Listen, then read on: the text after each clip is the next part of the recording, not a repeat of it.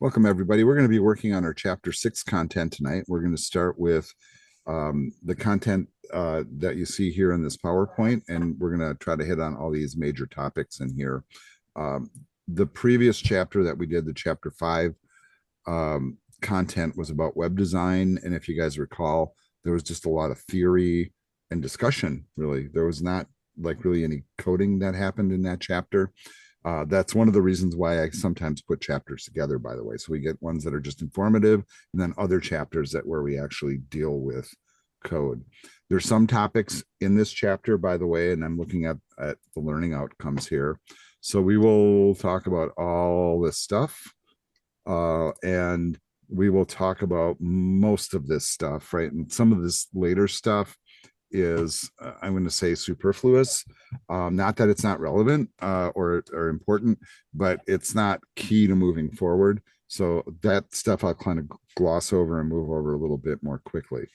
Of course, if you have questions about any of that stuff, I'm happy to answer it if you are attempting some of the techniques. All right. As we kind of dig into this first slide here, we are very deep into working both with HTML and CSS at this point. And it's kind of interesting. Like we learn a lot of like basic HTML, we add a couple of tags here and there, but then we keep ramping up those CSS skills because the reality is most of the control of the appearance of a website is controlled by the CSS more so than the HTML. This is a little thing that I repeat a lot in these web classes. HTML is responsible for your content and your structure, right? So the words on the page, the images, the videos, the general containers that you're putting stuff in, right? And I want you to start thinking about your HTML content that way. Whenever you're creating a tag, it's a container for words, or it's a container for a link, or a container for an image, right?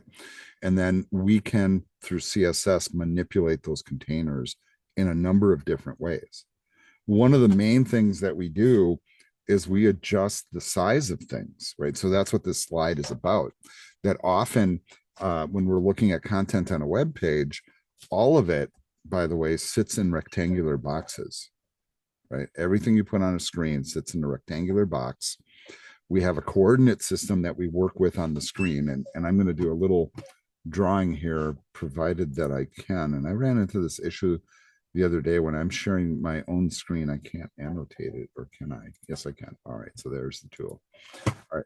So I'm going to do a little bit of annotation here, which means drawing on the screen, right? And let's pretend like this PowerPoint slide is our computer screen. We have this concept that we work with generally, that the top left corner of our computer screen is the 0, 0 point. Sorry for the bad, it's hard to do with a mouse, right? And then we have our X and our Y. X, by the way, goes across the screen, right? Y goes down, right?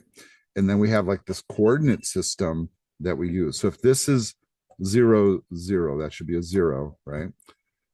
As X moves across the screen, X gets bigger. So if I let's say I had a full HD display, this far corner would be 1920 X. It would be all the way over to the right. Far left is 0. As I go down the screen, Y gets bigger. If I had a full HD screen, it's 1080 pixels tall, so 0 at the top, 1080 at the bottom. And that helps us to determine the positions on the screen. Now, that is if we're counting the little tiny squares in our screen. And you got to keep in mind that the way the screens are put together, it's really a bunch of tiny little square dots, right, that are creating what you see on the screen. Each dot is a pixel, and depending on the resolution of your screen, and these are goofy little things, as an IT person, you should actually know, right? How big is my screen? If you're not sure, by the way, like for example, if you're in Windows, you can go to your desktop and just right click, hit display settings. And I'm sorry for all that stuff still sitting there. Click on your monitor And then somewhere down here, they have a display resolution. And notice that my primary screen on my laptop is 1920 by 1080, right? So when we hear, 1080p, that's considered full HD. And then if we go to a 4K display or an 8K display or something like that, the pixel amounts change quite a bit, right? And the capability of your screen changes as well. Now, we have this naive assumption that everybody's got full HD on a laptop, and it's just totally not true, by the way.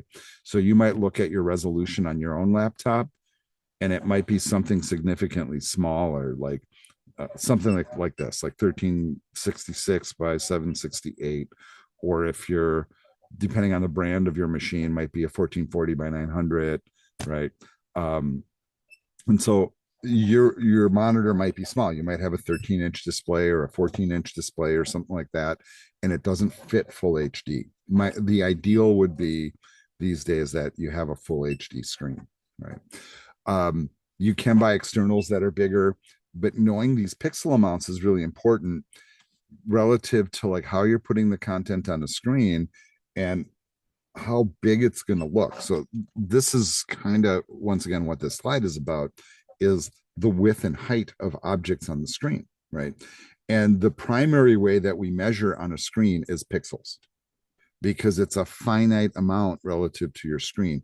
Doesn't matter if my screen's bigger than yours or smaller than yours, it really is pretty irrelevant. When I have an image that's 100 pixels wide, it's 100 pixels wide no matter what screen I put it on. But it's important for you to understand that the size, when you use pixels, is a fixed amount. And this is really kind of the key takeaway from this. I still, in most cases, right, when I'm like, especially if I'm dealing, let's say, with an image or the structure of content, I like to use pixels because it is known, right? How big is that? It's 500 pixels, not 499, not 501, it's 500, right? It doesn't matter what size your screen is. So that's kind of our base unit for all other measurements. And we have these other ones which are kind of weird, right? So these other two, M's and percentages, are basically both percentages, but I want you to look at the difference, right? A percentage thing is generic and you can use it on a lot of different objects, and it basically configures a percentage of the size based on the parent element. So for example, if I'm putting in a font and I say for the body, I want my font to be 20 pixels, and then I go to a paragraph and I say font 150%, it's 150% of the container that it's within element setting. So for example, if the font on the body, which is the larger container, is set to 20 pixels, and then I set the font in the paragraph, which is inside the body, to 150, what's the size of the font? Here's, okay, mathletes, right? What's 150% of 20? Well, half of 20 is 10, right? That's 50%. So if I add 50% to 20, that means my font would be 30 pixels as the size if I set it to 150.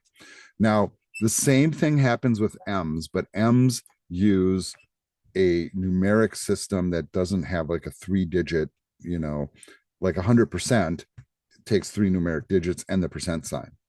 If I want to say 100% with M, I just say 1.0. That's 100%. If I want to say 150% with M, I say 1.5. M's typically are used for font sizes. So it's relative to the size, the default font size, And if you don't declare a default font size, like in the body section, then your default font size is 16 pixels. That's the default, right, in most browsers. The one thing that a lot of people don't know about their browsers is it is possible. Nobody does this anymore, but it is possible that you can go into the settings for your browser, and somewhere in here, probably under appearance, they probably have a font size, and it's set to medium. Medium, by the way, is 16 pixels, right?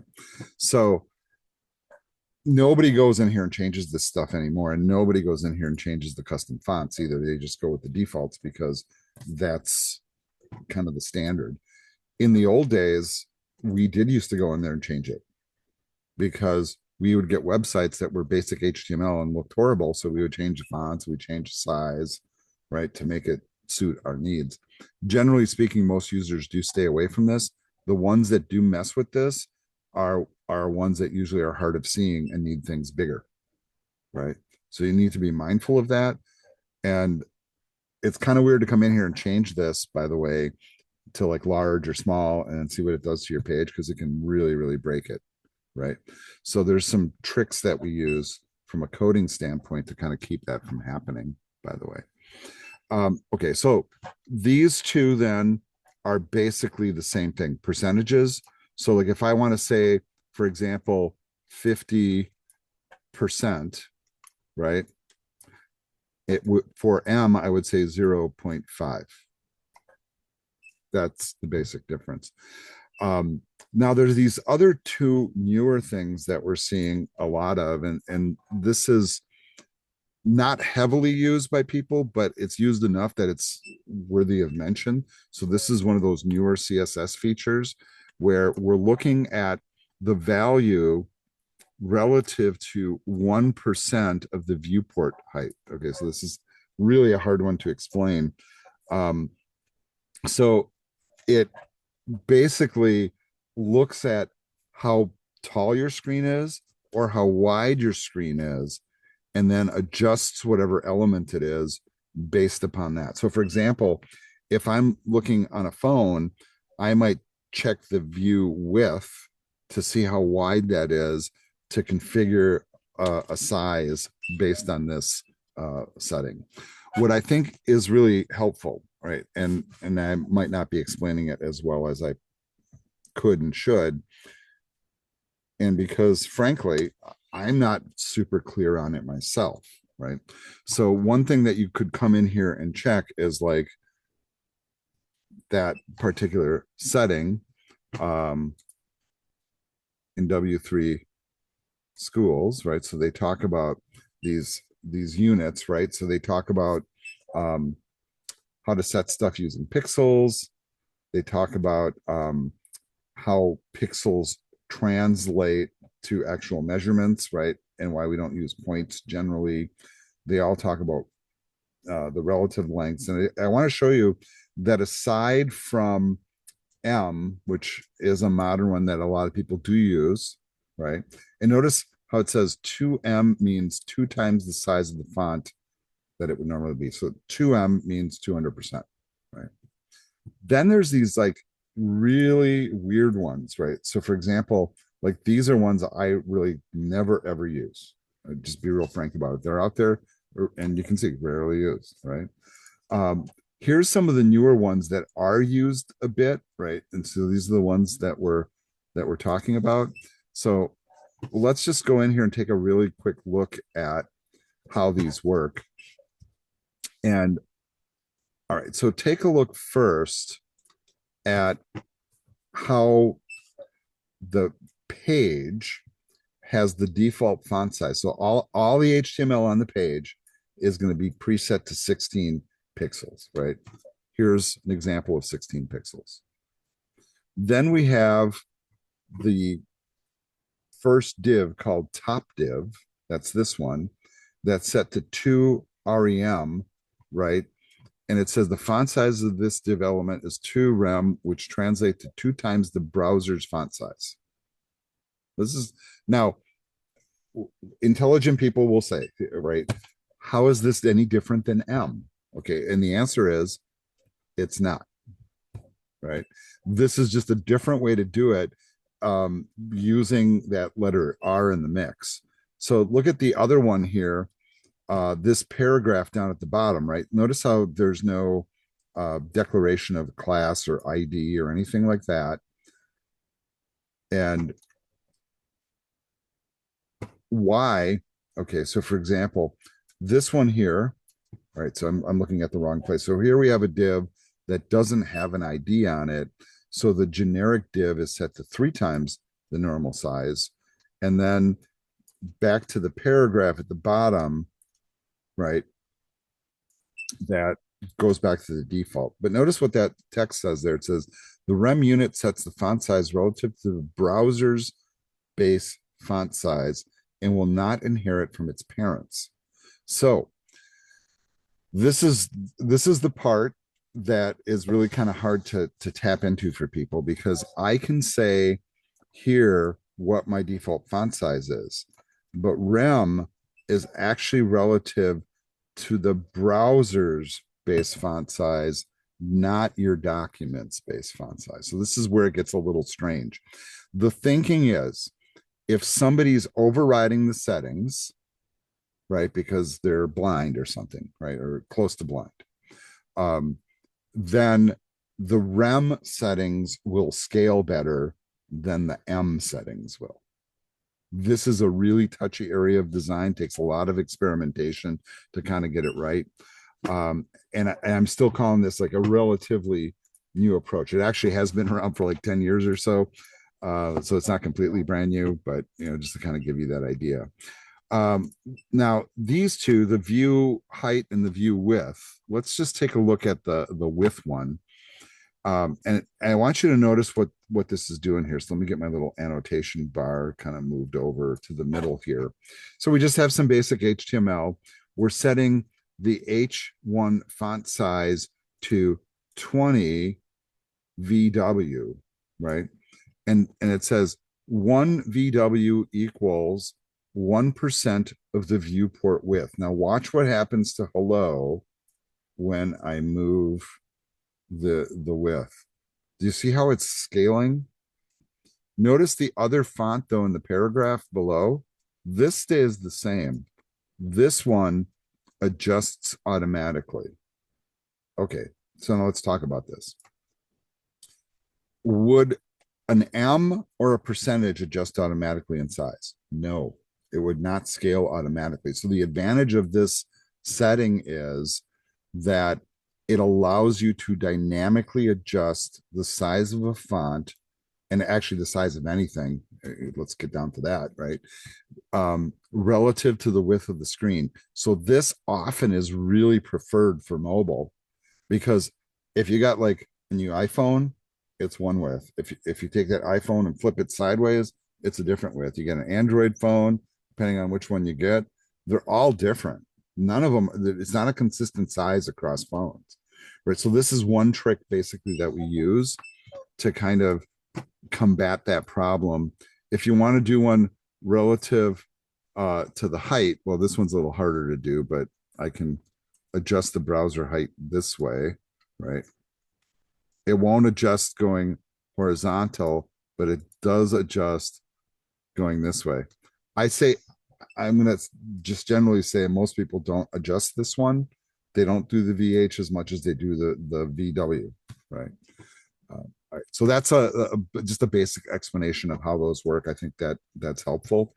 But it's relative to 1% of the viewport width. And so basically, you're not working with pixels, you're just working with how it looks right now, right? And so it takes a little bit of experimentation to get numbers that adjust well. But the really cool thing about these two is if you're building a responsive site, there are those that only use these to size things, because everything scales automatically. They don't have to reload images, they don't have to reload text, they don't have to use media queries. It just works, right? So there's some advantage to this. It does take a little bit of playing with to get the hang of it though, right? So please keep that in mind as you're working with this. All right. Another thing that we have not done a lot of yet, right, is we have played with widths of some objects, but not really a lot, right? And the truth is that we can add a width and a height to any object and control how it sits on the screen. And I want you to notice that they're using both percentages and set amounts, right? And which is right, once again, is dependent on what you're doing, on the effect you're trying to achieve. And then when you're working with these elements, sometimes you're kind of forced to preset a max or a min. Like, all right, I want it to be 80%, but I don't want it to get less than this small because then it's just going to look bad or something, right? So you got to figure out those amounts.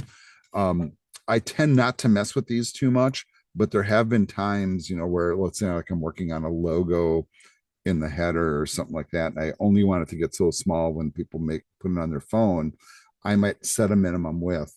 And once again, you can use any of the view size settings for that. Percentages, I usually avoid M's for widths and heights, but I see people do it. I think the author does it quite a bit. Percentages and pixels are my two favorite ones to use. The VH and the VW are helpful also. So, and often, if I'm using those, I'm probably not using this, right? So let's kind of do a little bit of experimenting here. And before we kind of like dig in too deep, I last week when we did our chapter 5 stuff, I did the due diligence of creating a copy of my unit 4 stuff to create unit 5. You guys remember that? Normally I'll make a copy, I'll rename it, and then I'll do my work in unit 5. So that's already done here, and I'm going to be doing my work in the project folder. What I am going to be working with here tonight is, I think I'm going to be working with Dreamweaver a little bit just to kind of show you this product. The one thing I do notice with Adobe is they're not seemingly aggressively improving this product like they used to. So I'm wondering if it's coming to end of life. I'm kind of having that suspicion, real frankly. Right now I'm connected up to my personal launch page. We'll look at that stuff later, but you'll notice that this product has built into it a bunch of different kind of features that like Visual Studio Code does not. Visual Studio Code, however, is extensible. So there are plugins and extensions you can add to the product that do a lot of the same stuff. But none of those plugins and extensions have the what I'll say the CSS control that's available in Dreamweaver, not even close. The other killer feature of this product is when I'm working visually on a web page, I actually have a live browser view right inside the product, and it's rendered by Chrome. Another feature that's built in is it has a direct connection to the W3 validator. So if I want to validate my code, I don't have to leave the product to do it. It also has the built-in FTP tool, which I think we kind of demonstrated a little bit. I do have a folder here for web programming fall 24, and there's my unit 5 folder. All the stuff is already here. And so basically I have like what we call a site definition created. This is kind of a neat thing about this product. I will show you the site definition tool just very quickly. So basically for any of the hosting platforms that I'm working with, I can set up FTP, and I'm going to go into the edit mode here so you can see it. So this is my Prometheus setup, right? So I give it a name, and then I declare the server, right? And then I can edit that server, and I can put in my, information like how I'm connecting, the server address, the username, the password, just like we do in FileZilla, right? And then I can also show the web URL for the root of the site, right? So that's the one thing. You can go into advanced mode also, where you can change a few settings. All right, so we're not changing any of those settings, but it also allows for other like really weird things like CSS preprocessors. We haven't learned about any of that stuff yet, and all these other tools and plugins and stuff that can happen. But the bottom line is that once I have a site definition created, so it attaches both to a local folder where I store my work and to my remote folder, and then I can FTP directly from the product. I can go into the FTP window. Right now I'm not connected, but I can hit the little connection thing, and now I'm connected to Prometheus. Because all my settings are already in there, I just hit the little button to connect or disconnect, and then it's opposite of FileZilla, right? So like the local stuff's on the right and the server stuff's on the left. But aside from that, all I have to do is like figure out what I'm moving from one side to the other and just move it. Right. So I can do it right within the product. You can even set the product up, by the way, that the moment I hit save, it automatically uploads. You can that's a possibility. I don't always recommend that one, but it does have those like really neat features. All right. So we are working in the project folder. And so I'm going to be working with all these files here. I'm just going to open up my index page for now. So here's the code for my index page. I want to show you like what it looks like in live view. So if I hit the live button, it looks just like if I was looking at it in the browser. But notice it kind of annotates stuff. So if I click on something, it tells me what kind of a tag it is. It also allows me to kind of control and change the tag, like if I want, right? Like I can like do that all dynamically from this interface. I can also split screen it. So I can look at the live view of the site at the same time I'm looking at the code. That's pretty handy as well. But most of the time my preference is I like to work with the code, right? Other thing that's kind of cool is if I'm linking to any external files like a style sheet, when I open up my HTML file, it also opens up the CSS with it, right? Because I mean that's what designers do, right? Like if I'm working on this page, well, here's the CSS for it. How else are you going to control it? The neat aspect of this, though, is it does have this CSS design tool. So like if I'm working on, let's say, a div, it shows me where I sit in the hierarchy of my document, but it also has these really kind of neat tools here. And you'll see how this ties into my lecture here. It's not by accident, but I already have some CSS that's set up for the container. So if I go to the CSS here and look at wherever I have container, right? So I have a left, right auto, and then I have a width at 75%. And then over here in the sidebar, it shows me the same stuff. Notice left, right are auto, width is 75%. Now, here's kind of the fun part of this tool, real frankly. So if I'm like looking at this, I don't know, I was trying to look at the container. So let's see if I can. All right. So if I click on the container, I can come in here and watch what I can do with this tool. I can actually click here and I can drag left and right and see that like basically the difference I'm making with the website and see it happen and then I'm not even typing in numbers, right? I can just see it happen. That's like, yeah, it is kind of a wow, right? And I have this set to auto, but here I have these other ones where I can like change the margin at the top so I can move this down. So you don't even And really have to code with that then, because usually well, you yeah, I do. mean, that's kind of the thinking one. It's like it's almost automatic, Yeah. but knowing the code still helps a lot to understand how to use the tools. But if you understand how to use the tools and you know how to code, man, it's like, you It's a know, game changer. yeah, big time. It really is.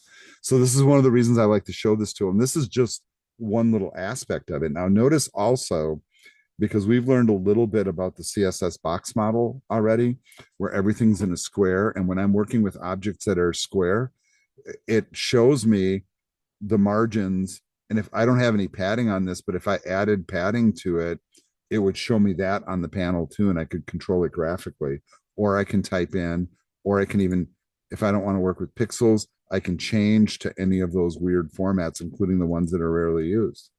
They're all listed here, right? And I think like, wow, this is really, really cool. I don't even have to guess at how to code it.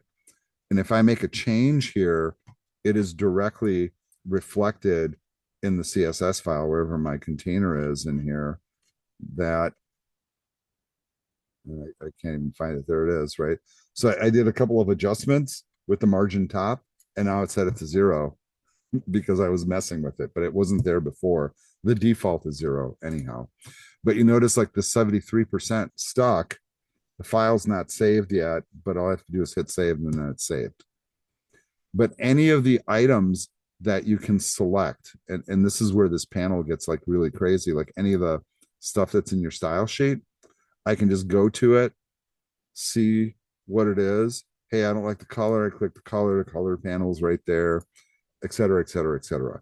all of it's right there. A lot of it is click and drag and drop, scroll, choose from a menu. And yes, it really is pretty powerful and cool. All right. So that's kind of a long-winded explanation there to kind of get to where I'm going. But let's do a live view of the website also. So let's just kind of look at it in the browser right now. So this is kind of what I'm working with. And I'm just going to kind of, oh yeah, I forgot my little Homer icon there. So this is just kind of like a mishmash of examples, right? And what I'm really doing is I'm looking at some of my pages here, which most of them are blank right now, but I just need a page to work on. So I'm going to work on the about page is where I'm going to focus my attention right now. And the first thing I'm going to do is I'm going to go to that about page and open it. So I'm going to go back to my files, open the about page in the editor, and inside the main section, right? And you can see I've got like a bunch of like empty like line returns there. I'm going to go ahead and create a div, right? And I'm going to give it an ID, and let's just call it I don't know, box one, right? For the lack of a better name. And we'll close that div. And then you know what? I'll just type the words box one into it so we know what we're looking at on the screen. But let's go ahead and just save this work. And then I'm going to do a live view of it. And this is what I created. So the box doesn't even look like a box because I really haven't put borders on it. I haven't styled it. I gave it no definition, but it is a box. And when I click on it in here, at least, it shows me the space it's actually occupying. And this is really critical here. When we're working in the main section, and this is why I like to use this tool to kind of demonstrate this. So we're working on main and we're looking at the padding on main. And notice this is set to a certain amount, right? If I wanted to change the padding, right? So for example, on the left, so I want to drop it down. You see what happens. Oops. And of course I pulled off the edge of the screen there. Let's go back to main.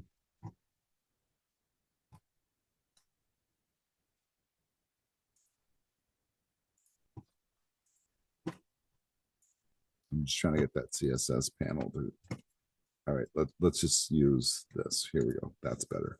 All right. So as you were watching that live view, and let me just force myself back here, and I'm changing that padding, right? I'm trying not to go off the edge of the screen here, but you can see the effect that it has. Now, I don't know if you guys are picking up on this. The padding in the CSS is actually set to one value. So as I change the one, they're all synced. They all change to the same amount, right? But the reason I have any space here on the margin is because of that padding, and that padding is all the way around the inside of that main box, and we're not really seeing it. So here's kind of another tool I'm going to show you guys really quick. And when you're in your regular browser, and we have not really played with this tool much yet, but now we're going to start digging in because this is another powerful tool that helps you with your CSS work.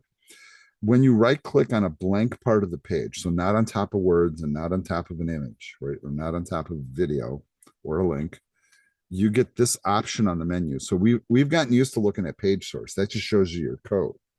But then you have the inspect tool, which opens up this panel on the side, or I think the default for most of you might be on the bottom.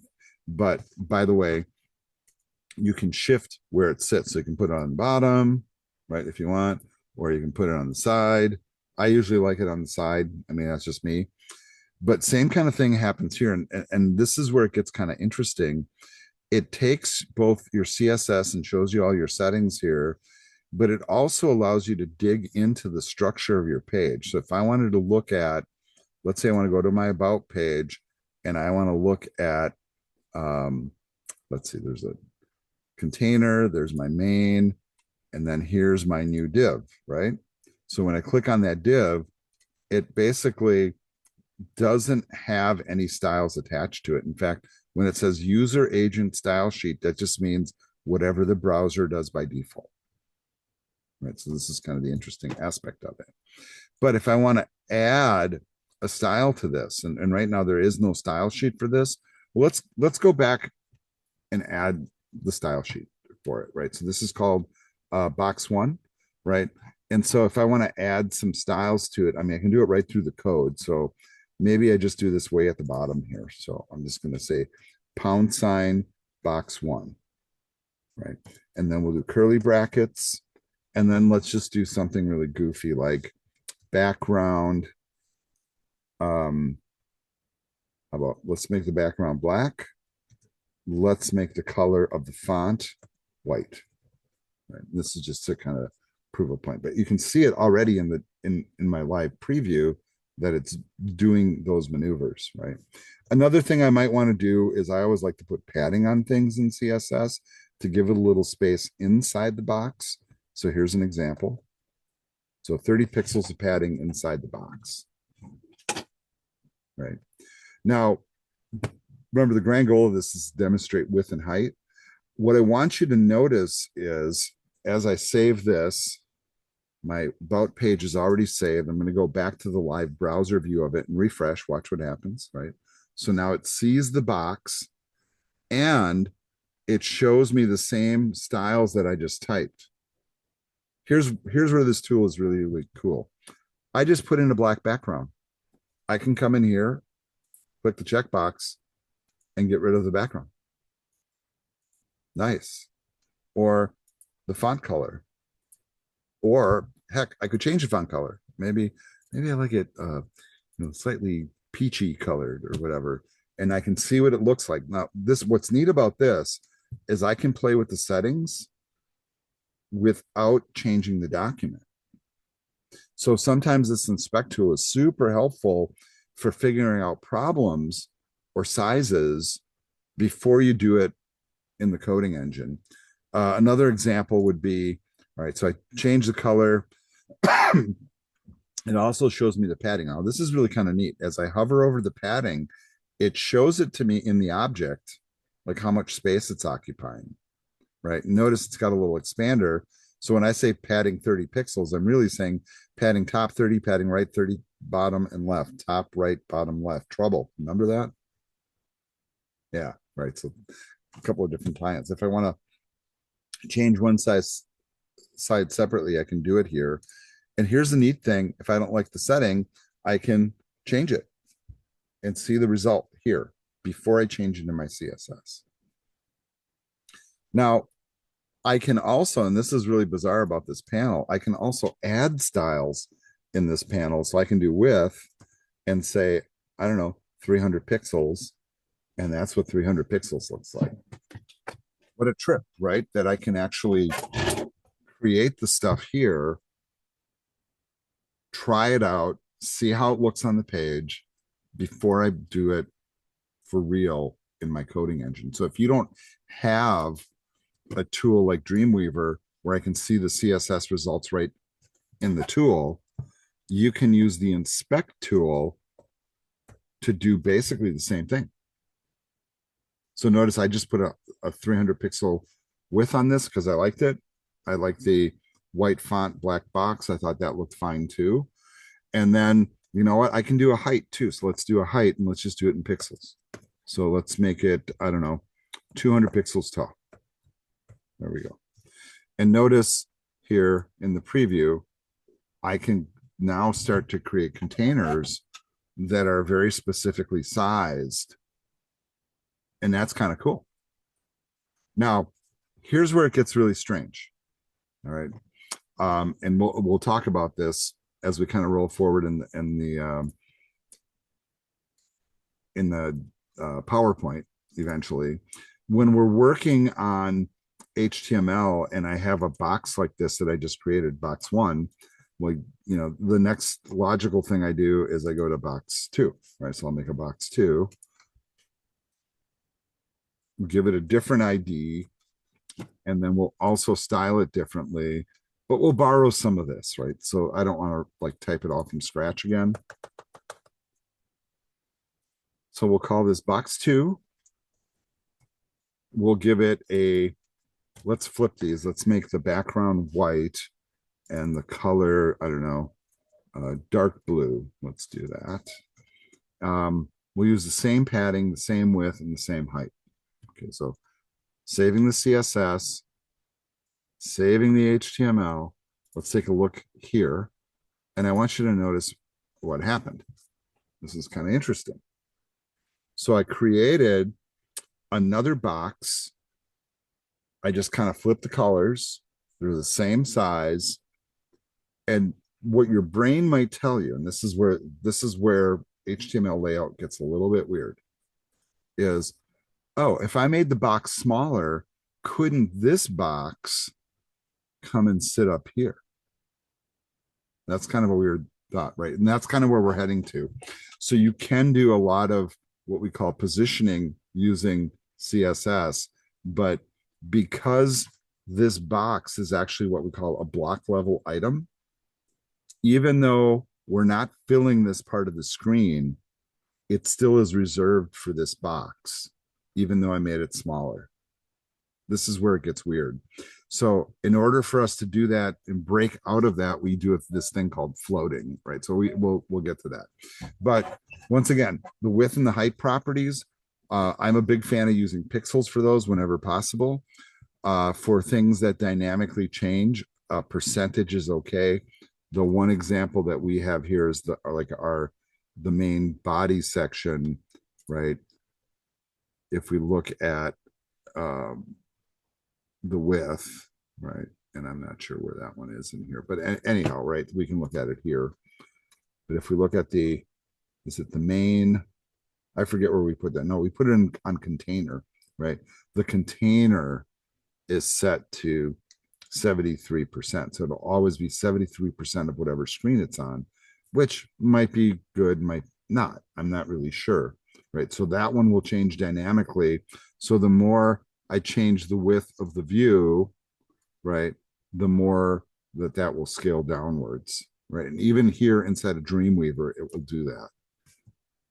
With a fixed amount though, so this is kind of another takeaway. If we go back to the live browser view and I look at both boxes now, notice how my container will keep changing size. That's set to a percentage.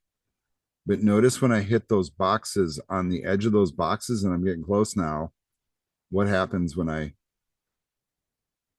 get to the point where the container has become smaller than the boxes?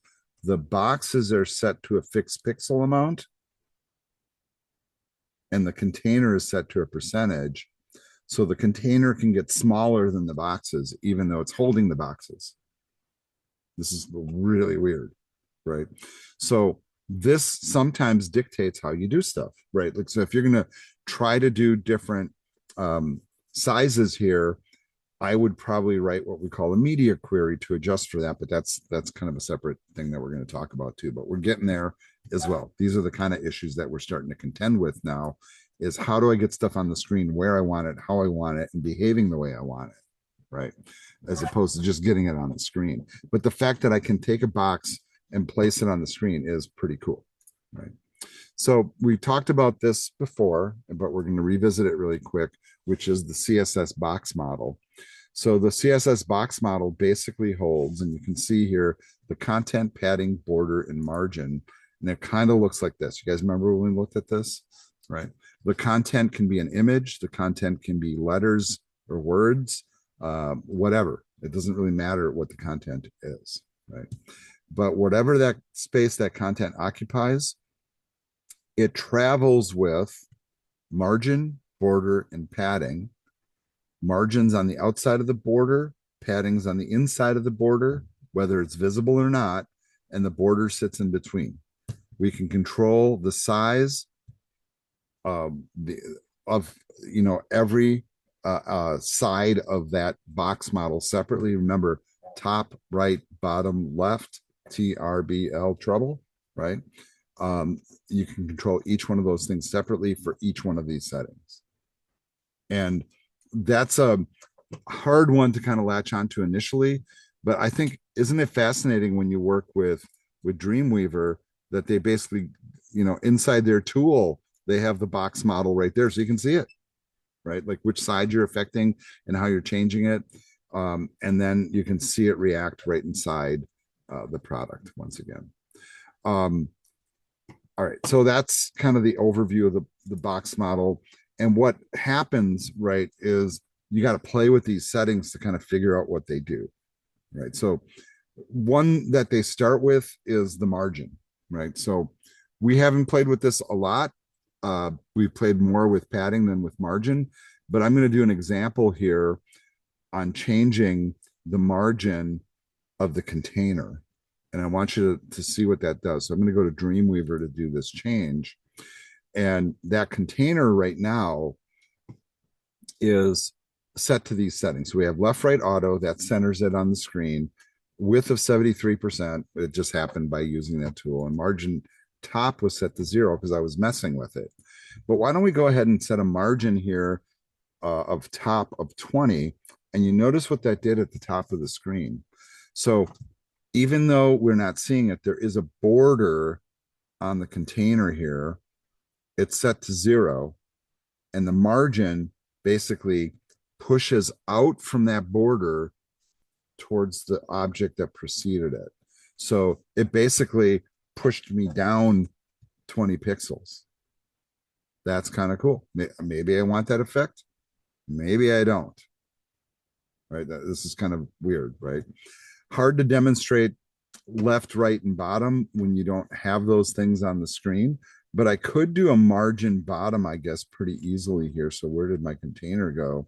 So let's try that. Let's do margin dash bottom. And let's make it kind of like larger. Let's do 50 pixels. And then what happened?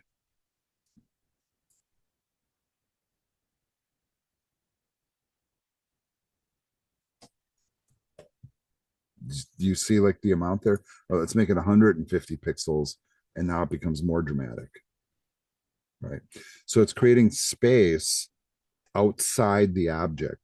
That's what a margin does.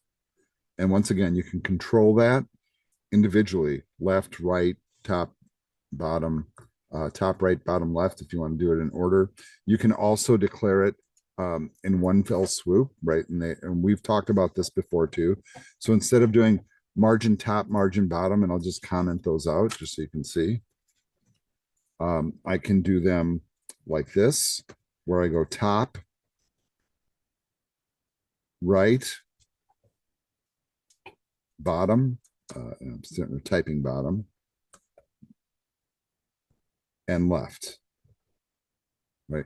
And you notice how I'm working inside of Dreamweaver, and what Dreamweaver is doing is it's coaching me, right? It's showing me top, right, bottom, left. Pretty slick, I think, right? I mean, that's not an end all be all kind of thing, because this is stuff you really should know. But they do make the point here in the slide. If you have one setting, all four sides. Does Two it, settings. Yes, go ahead. I was gonna Go say, ahead. does it automatically go in that like top, does it automatically do that? So like number 20 pixels, that first one to be for your top, correct? Every time? Yes, Okay. yes. Every time. Okay, so except for, right? If I list all four, the first one is top. It's always top, right, bottom, left. So like starting at the top of a clock and going around. Okay. That's how it does it. When you use one term, all four sides are the same. When you do two terms, it's top and bottom, left and right. And then the three terms always messes me up, but I think it's top, bottom, and then left, right, both. I think that's what it is, right? So don't quote me on the three one because I never use it. I always make a point if I'm going to, get that kind of picky with it. I prefer to just say all four of them. Yeah. Perfect. Personally. So so that's the margin. So the margin I always think is the margin as pushing away from the content, right? So like, and if you look at the web page, like in the browser, so let me refresh. Okay, well, I didn't save any of my work, so let me do a save all here. All right, and let's refresh in the browser. Oh wow, I really broke it pretty good there, right? But it did it's supposedly doing exactly what I told it to do, but it did put a margin at the top. It did put a margin at the bottom. I also Okay, so why did it go all the way to the left? Well, I told it to basically because I did top, right, bottom, left. I said margin left auto here, and then I canceled it by saying 0 here. So this is another trick with CSS. If I have conflicting styles, the last one read is the one that sticks. That's a really important takeaway.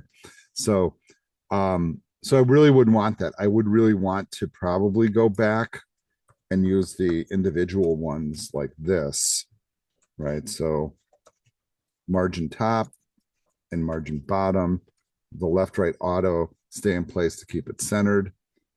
And then it looks like I deleted my curly bracket there, so it doesn't know what to do. But you notice how that stuff stuck. Once again, I'm going to save it. Let's go back to the browser and look and refresh. And there we go. So it's still centered, a little bit of margin at the top, a whole bunch of margin at the bottom. We left and right to auto, so it centers, and we're off and rolling. All right, so that was margins. Right. Now here's my one little tip, okay? When you're using margins, this is the one that will mess you up more than any of the others because it's pushing on the outside of the object to the adjacent objects that follow it or precede it. So in other words, if something's above it or something's below it, the margin can actually be set. And maybe I should just demonstrate this. So if I did like margin top and I set it to minus 20, look what happens. Right. So you can kind of break stuff with margins. So you got to be like super careful. And sometimes it also breaks the flow of your document, which we're going to learn about as well. Right. So that's margin. The other one that we use a lot, and I usually recommend people, use lots of padding on stuff, because whenever we put stuff on the screen, and you can even look at this PowerPoint slide, the words of the slide, right? Like how good would the slide look if the word was like, here, right? Like coming out of the box, not good, right? And when you look at layouts on stuff, they always leave, padding on the inside, like space is comfortable for the eyes. Our eyes like to see space around stuff so that we can clearly identify it. So padding is one, if you look at this little graphic again, is pushing in from the border towards the content. I've already applied some here. So when we were working with box 1 and box 2, right, I put padding all the way around of 30 pixels. So apparently the word box is 30 pixels from the left and 30 pixels from the top, right? I can change that amount. Don't be afraid to experiment. Look at what 60 looks like. Did you notice what happened though? When I changed the padding amount, and this is really kind of weird. So now I made it 360, right? Where's my word? Way down there. Basically, it's making the box bigger. So when I add padding, even though I've set this to 300 pixels, and you know what? Let's do this. Let's save it. Let's go back to the browser, and we'll use the inspect tool here. And this is another really neat feature about the inspect tool. If I come over here and hover over the div or click on it, notice in the main window what it does. It points it out, says div ID box, right? # box 1. And it tells me what size it is. What size does it say it is? 360 by 260. But wait, over here, it says 300 by 200. So how did it get bigger? Well, the answer is the padding adds to the size of the thing. So think about this. If I had 30 pixels here, 30 pixels there, and my width is 300, I just added 60 pixels. So that's why when I go here, it says 360, right? Because it's adding the 60 pixels. So here's the takeaway.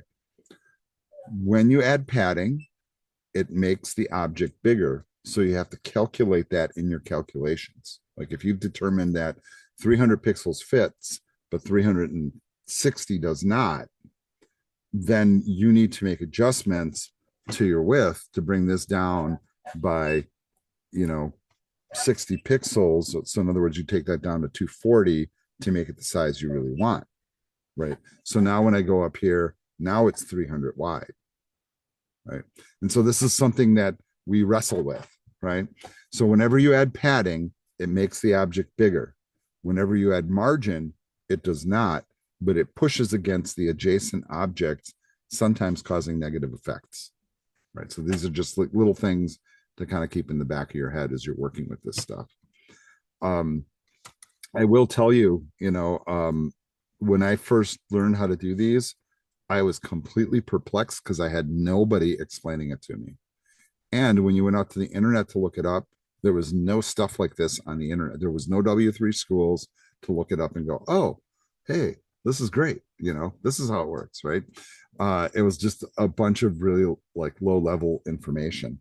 So, all right, here's kind of a little diagram that helps you kind of like figure this stuff out. Now, we haven't put any borders on those two boxes, but what they're trying to show here is how the box model works. So examples of box model. So like these words here, this is the content. And if I could draw on the screen, which I can, right? I have the tools to do so. And I'm going to draw with a box. The content box is really super, super, super tight right on the actual content. It's like this, right? It's right on it. Maybe there's a pixel in between, but not much more. Then the space that we have in between this, and this are the padding. The border, well, that's kind of an easy one, right? Because the line, this black line going around the box, that's the border. Then the space around the box is the margin. So padding's on the inside. It makes the object bigger if you add it. Margins on the outside, and it pushes against adjacent objects. But depending on how you set it, it can also break your flow. So be careful how you do that. Now, if this is helpful for having you guys visualize this, and I think it might be, so let me clear my drawings here. But when I come down here in these two boxes, maybe it would be pertinent. Let's throw in a border just so we can see one, right? So I'm going to say a border. I'm going to make it 3 pixels. I'll make it a solid line, and I'm going to make it red so it's very clearly visible. There you go. Right. This object here, box 1, does not have margin, but you notice how it's touching the next box? Not a good look, right? So I might do something like margin bottom, I don't know, 30 pixels. And I'm just throwing an amount out there, right? And you see what it did to my layout. All right, better. I think it looks better, right? All right, so you can argue that, maybe it also go, hey, you know what? How about a margin left, and let's make that 110 pixels, right? So there it is. So I don't know if you guys are catching this, but now not only am I putting objects on the screen, but I'm kind of able to move them around. That's pretty slick too. So something doesn't have to sit where HTML puts it. It can sit where I want it to be. And that's what you want as a web designer, totally. You want complete control over where something sits. And it's pretty cool. All right, let's also add a border to box number 2. Right, that one gets, well, let's make that one blue. And let's make it a little wider, bigger, thicker line. And you know what? Let's practice our margins here too. So let's say margin, and we'll go leaving the top alone. So the top will be 0. Now, ideally, you would say 0px, but I don't know if you noticed the author just put a 0. Because if it's 0m, 0px, 0%, whatever, they're all zeros, right? I still prefer to do px. I'm just saying. Right? I think Dreamweaver does too. On the right side, I'm not worried. On the bottom, I'm not worried. But on the left, so I'm going to go 0px, 0px, and then on the left, I wanted to, I don't know, 80 pixels. I just wanted away from the edge of the screen. All right, so I'll leave that. Those are my settings for now. Let's save it. Let's go back to the browser and refresh. And there it is in the browser. Pretty slick. Right. All right. Next topic. All right. So if we're working with padding, and every time I add padding, it changes the size of the thing that I'm working with. That can become very irritating over time. And I guarantee you, like when you're working on like a what I call a pixel perfect design, like where one pixel can break it, and all of a sudden you throw in padding because you don't like the way it looks, or you're adjusting it, and then that breaks your size, and you got to recalculate all your numbers. They came up with a trick to fix that, and here's the trick. The trick is they have this thing called box sizing border box. All right, I'm going to throw it in, and then I'm going to show you what it does first. And normally where I place this is at the very top or near the top somewhere. And I want you to first pick up on the fact that notice what happened, excuse me, as I dropped that in. Bless you. Did you notice how the box changed? Right. What it basically does is if you set the width to 300, it's 300. Doesn't matter what the padding is. It just adds the padding on the inside. It does the calculations for you.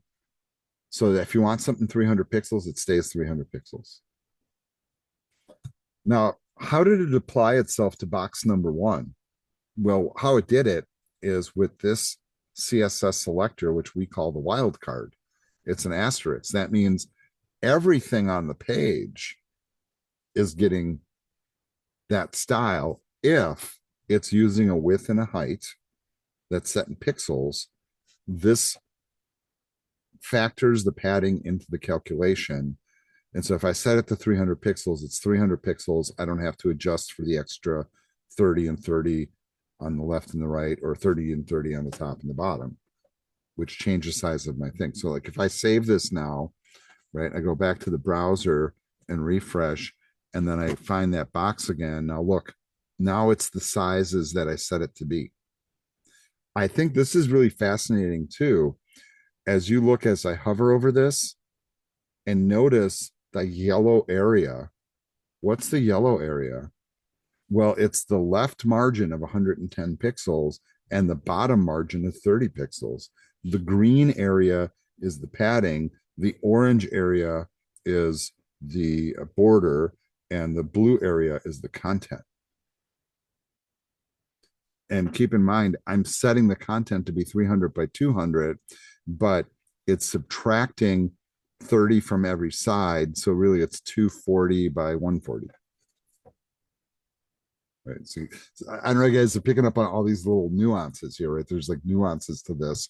And I don't expect your brain to automatically like lock into this immediately, but some of it is practice. What I really like about the inspect tool in the browser, and we're using Google Chrome to do this today, is you visually can see the margins. I mean, you visually see the padding, you visually see all of it. And I think that's like, wow, that's cool.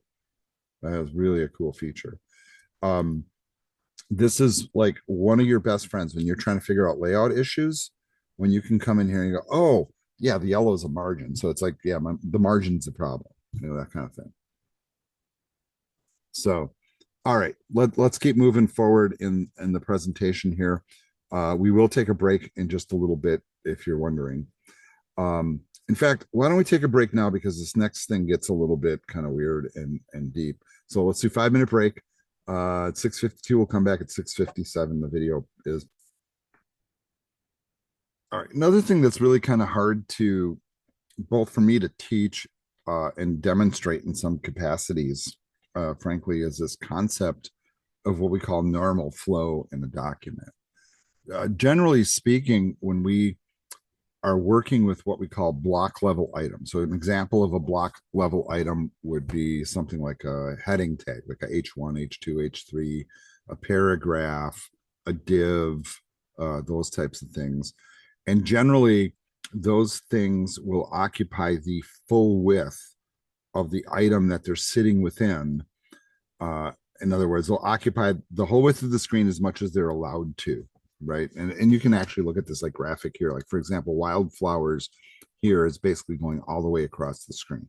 Right. When we start messing with the widths and heights of objects, so we've been kind of like playing like with stuff, kind of like these boxes here. There seemingly comes this time where you're like, okay, well, if I can change the size of the box and kind of move it around with margins and paddings and all that kind of stuff, could I put one box inside of the other? Well, sure you can, right? We've already actually been doing that. Um, but let's take that and actually do it with some code here. So I'm just going to go right to my document here, and you see I have a box 1 and a box 2. I'm about to create a a couple of more boxes here. So let's create a box 3 and 4, and then I'm going to change that to 3. I'm going to change that to 4, and then I'm going to update the numbers inside the boxes. Now, these do not have any styles attached to them yet, but we'll give them some styles. But the first thing I do want to show is if I want to take one object and put it inside the other, well, that's actually kind of easy to do, right? So I can just put it inside the div tag. And normally what I'd like to do is I like to indent the content, like kind of like this, right? So I can see that it's inside the other tag. The other thing, and this is just a tip, right? And this is not something you're obliged to do, but when I'm like throwing divs on a page and I start losing track of like which div goes with which div. Now, this tool here in most good IDEs, when I click on the opening div, it shows me the closing one, right? But often what I do, and this is like a really super geeky thing I started to do when I was younger because I would often lose track. And so what I would do is I would say close container, and I would put a comment at the end of the line. And actually, this is kind of a secondary teaching point here, because what we're doing is we're learning how to do an HTML comment. This hasn't been talked about, I think, yet in our book. But to do an HTML comment, you start with bracket, exclamation, dash, dash, type whatever you want, and then close it with dash, dash, bracket like this. But my larger point is whenever I start working with a whole bunch of divs and I start kind of like losing track of like what's what, I often do this, you know, especially if I have like 100 of them or something and I'm not sure which div is closing which div, you know. I often do that, right? So like this closer is closing box 1, right? And I just put a little marker in there. You don't have to do that, by the way. That's just something I learned to do when my structure would get really complex. It just was a help for me. What I did in this example now is I did create a box 4 and a box 3, but I put the box 3 inside box 1. We're also, before we're going to look at this, we're going to take a look at the CSS, and I'm going to give box 3 and 4 some size and shape. All right, so I'm going to just copy some of this code here. So let's come up with some different colors. So let's do a background. Get the color panel here, but it's fighting me a little bit. All right, I'll just type one in. So I'll just make the background. All right, thank you, color picker. It's about time. Let's make it like a purple kind of background, right? And I'm going to be using, I want you to notice the RGBA colors to do this. Remember, red, green, blue, red, green, blue. And A is alpha or opacity. When it's set to 1, you can't see through it. When I lower that number, it makes it transparent. Right, so this is the default for Dreamweaver, by the way. Let's make the font something else. I'm not sure why it's not letting me go to the color picker directly. Maybe I'm hitting the wrong keystrokes here. And what would work well with purple? Maybe kind of like something like this, something like that. That'll probably work. Oops. Not where I meant it to be. Not sure how I got there, but hey, whatever. Not sure why it's dropping it down there, but it's doing it. So hey, I'm gonna move it right here. All right, so I got my colors set. Now, because this box is sitting inside box 1, I need to make it a little bit smaller. So I'm going to make it maybe 100 by 100. Seems pretty reasonable. And I'm going to reduce its padding down to 10. I'm not worried about margins right now. I'm just going to strike that. And then I'm going to make the borders 2 pixels. And we always do solid. Why don't we do something like goofy, like dashed? Why? Because the author's doing it. And Oh, I don't know. Maybe I should have let the color picker guide me here. I don't know. Let's do like a really bright color. That looks horrible. All right. So there's my settings for box 3. All right. Now I'm going to get brave and I'm going to take a look. All right. So my CSS is saved. Here comes a sort of a browser view. So this is what I'm doing.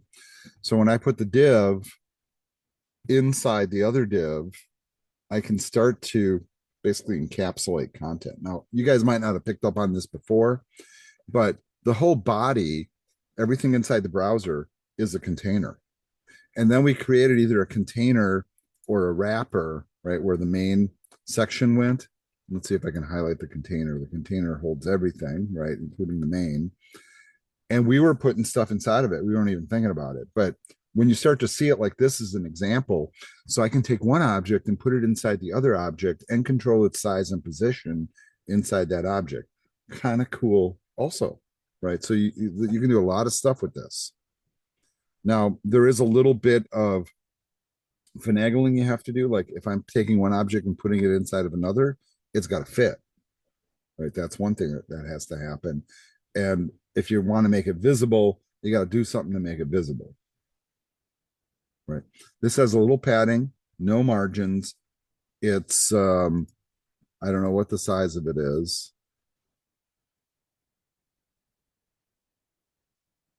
What sizes did I say?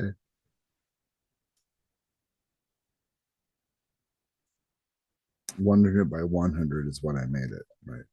Could make it, could make it wider, or, so this is the fun of Dreamweaver, right? I can just move this little control here. All right, I made it that wide, but it's inside the other object regardless, right? So this is kind of neat. All right, so as far as the normal flow goes, the kind of the point is, if I put one object inside of another, it's going to appear inside that object. If I take that object and I put it after the object, so if I look at just like my straight code view here, right? So this one's inside one, this one follows. So this one appears below because it follows. All right. This is where it starts to get kind of strange. But what if I want to do something weird like this, where I want to get an image on the right and the text on the left? I've already figured out that I can take something and make it narrow, but I don't know how I can put something on the right. So enter this new command here in CSS called float. And so this is what you're seeing here. This is the code they used to make this happen, right?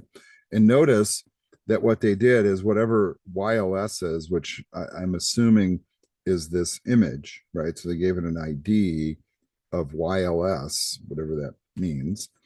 They're floating it right, top right, no margin, bottom 5 pixels, left 5 pixels, right? They put a border around it that's solid and apparently either white or whatever color that is. All right. So the float right then allows it to come in and sit next to that paragraph that normally would sit there. So if we were to demonstrate this, let me do it like this. I'll go into Dreamweaver, into the source code view, and below box 4, so we'll do it below box 4, is I'll do the same kind of thing. We got a paragraph, right? Oops, let's close that paragraph.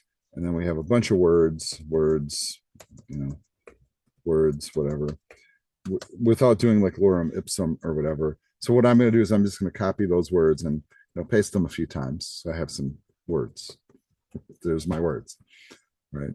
Then I want to add an image, right? Now, what the author kind of tends to do here, and I'm not really a fan of this approach, is they just put the image on the screen. And you know what? Let's just look at some image I already have. Let's go with Homer dancing. Wow. That's always a winner, right? That should have an alt tag, right? That's required by HTML5. Homer dancing. I'm not declaring a size and a shape for it right now, But I am going to give this an ID. So I'm going to put an ID on it and call it Homer. Okay. Before we go any further, let's save the HTML and take a look at it in the browser. So this is what I have right now. My goal with this is to move it so it sits over here, like on the right. So that's going to be kind of interesting to try to do here. But we're going to follow this basic approach. So I'm going to do a float right. That's really the primary styling command. I'll switch to code mode. And down here at the bottom, I created an ID of Homer, right? And then we're just going to say float right. Okay. I'm not going to worry about margins and all that other stuff right now. Let's just see what this does. We'll save it. Let's go over to the live view and now check it out.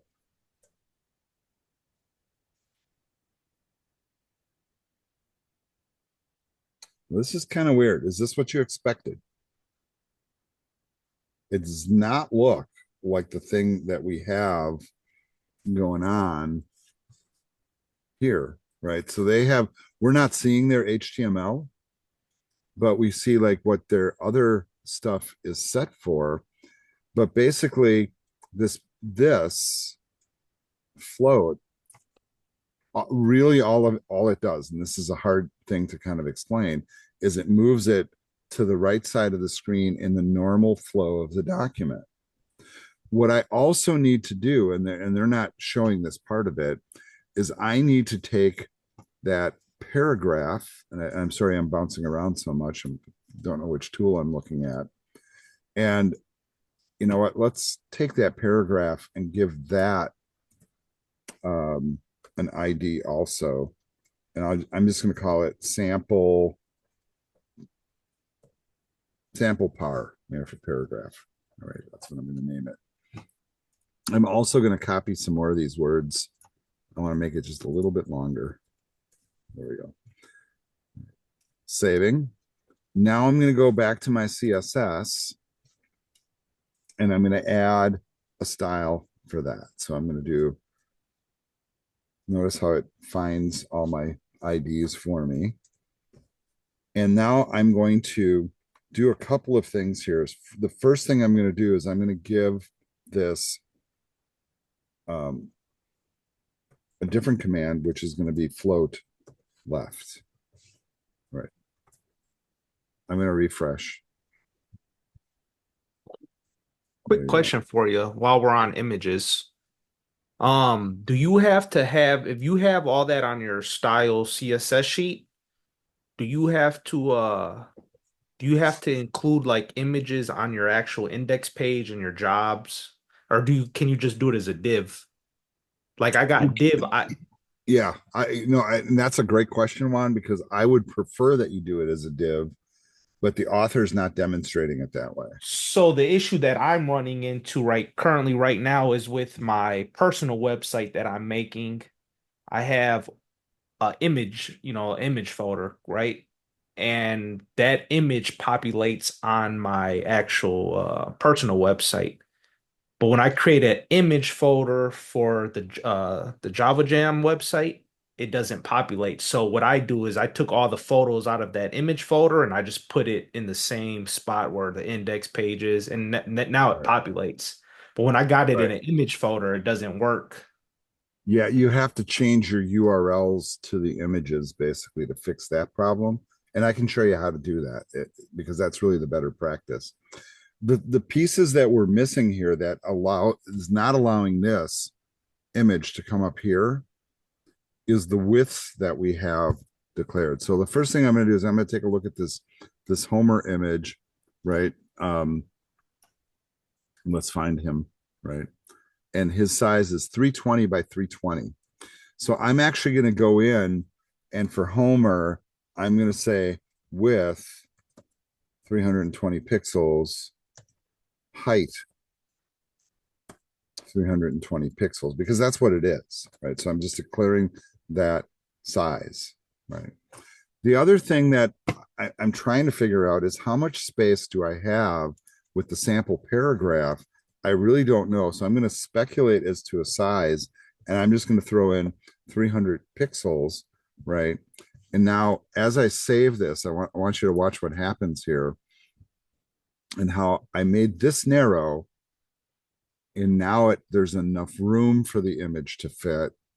So it moved up in the flow, right? Whether or not you think this looks good, whatever, that's not really the point of this. The larger point is getting it to fit. Here it is in the regular browser view. And if I go to widescreen, full screen, and we turn off the inspect tool, you can take a look. Now, obviously, this can get wider. So I'm going to go ahead and adjust it to be wider. We'll do that in Dreamweaver. Kind of lose track of like what screen I'm on here. But let's take that sample paragraph and make it, I don't know, 400 or maybe something like 500 pixels wide. Saving, taking a look once again, and you see how that we're starting to kind of achieve that effect now.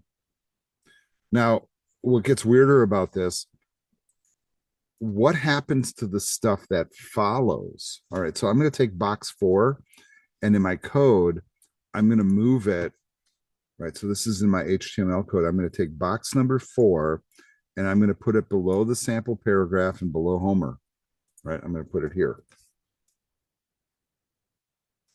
And I'm going to give it a little bit of style, which I haven't done before. So I'm saving my HTML, coming back over here, and I'm going to maybe copy a little bit of this and tweak it. So box 4, I'm going to make it really, really narrow. I'm going to make it like, I don't know, 80 pixels wide. All right. The height of 100 is fine. I'm not so worried about padding and all this other stuff, but you know what? We'll just leave that for now. Let's take a look at what that looks like on the screen, but I want you to notice where box 4 ended up. And this is, real frankly, the perplexing part of doing this work, right? Because when you look at the source code, the way that it lays out is I have, well, okay, so I got 2 box 4s. All right, so that doesn't help. All right, let's get rid of that. All right, but still, okay, so this is box 4. How do I know? Let's, and you know what? Maybe I need to change my font on that, my font color. Let's change the font color so we can see it. Color, we'll just make the font color white.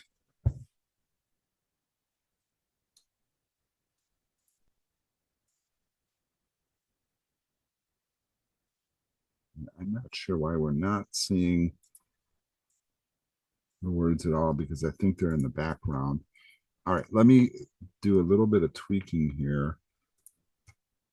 Let me just make sure I'm controlling the right box. Okay, so that seems to be the right box. Make it 90. I think the padding is probably messing us up. So let's do no padding. Have a height of 100. And do we have any words inside of box 4? That's maybe the problem. I do say box 4.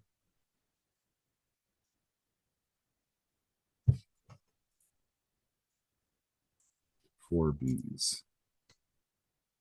But you can see, but generally, okay, we're not seeing the letters, and I'm not really sure why we're not seeing the letters, probably because of the layering. But what is happening though is this box should come underneath. We have a sample paragraph, we got Homer, and then we have box number 4, which I can't even click on, right? I don't know if you guys are picking up on that. I can't even click on it up there, but I can click on it here, and it's not at all sitting in the right place. And what's happening is, because this is floating and this is floating, this doesn't know where to go. So it goes and sits right underneath box 2, which isn't floating. So this is one of the real challenges here. And so what we do is we have to clear the float in order for that to sit in the normal flow. So watch what I do here. In the CSS for box number 4, I'm going to put in the clear, and say both, clears both left and right floats, and then watch what happens to the box. Now it shows up down here. And I can see the words. Interesting. Right. So if you float stuff, you have to remember to clear it. There's a few different ways to clear, but that's kind of the primary way to do it. I don't like this example because she doesn't show you the HTML, but the float property, basically you can move things left, you can move things right, and it allows things to break the page flow. And so, for example, right, if I float an image left and then I put in a paragraph, the paragraph that follows underneath tries to fill in that space. Now, that could be the effect you want, or it might not.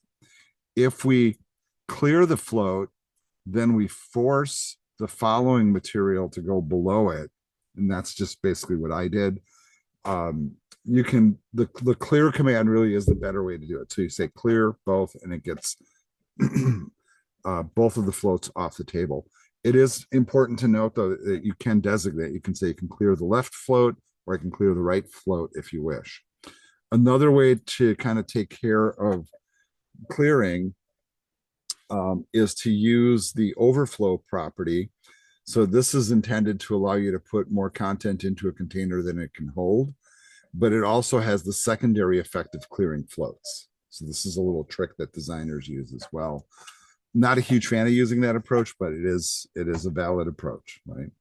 And so, for example, right, if you were like looking at overflow, basically, like notice like this box here, the words don't fill the box. If I set it to overflow, it will allow the contents of the box to exceed the contents of the box, and actually will give you the ability not only to clear a float that follows, but also to put more content into the box that you normally would be able to put into it. Right. So that's kind of the one way or reason you do that. All right.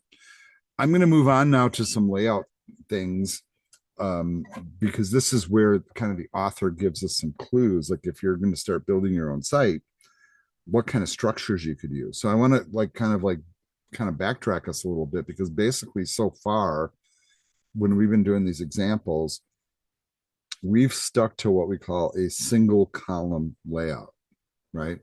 Header at the top, nav, main content, footer at the bottom. Maybe everything's inside of a wrapper, or maybe if you did it like me, I put the header and the nav outside the wrapper so they go full screen, but that's just me. But you can do it any way you wish. But what if you want to do a 2-column layout? So what the author is doing here in this section is they're showing you the basic HTML layout, and then the CSS that follows that can achieve that effect. So if you wanted to do a 2-column wireframe where it's a full header and footer across the top and the bottom, and then you have a nav on the left and a main on the right, you can use this technique. So basically, you would set up your basic HTML structure like this, right? And then the CSS that makes it happen is this. So this is the author kind of sort of giving you a little bit of a gift here in terms of like, you want to achieve this layout, here's how you do it. And I want you to notice the CSS goes on to page 2. And you can play with this stuff to your heart's content and adjust it. 2-column layout, nav on the left. And I want you to notice how they're achieving this, right? They're not necessarily doing the same technique that we just used. And I want to show you this because I think this is pretty pertinent. The nav is floated left. It's set to a width of 90 and padding of 10. And then the main is right next to it. And instead of also floating the main left, which you could do, by the way, they just set the margin for the main to 100, which pushes it past the right side of the nav and makes it work. So this is a technique that is perfectly valid, right? And it works pretty well. This is a good technique. So there's your basic 2-column layout.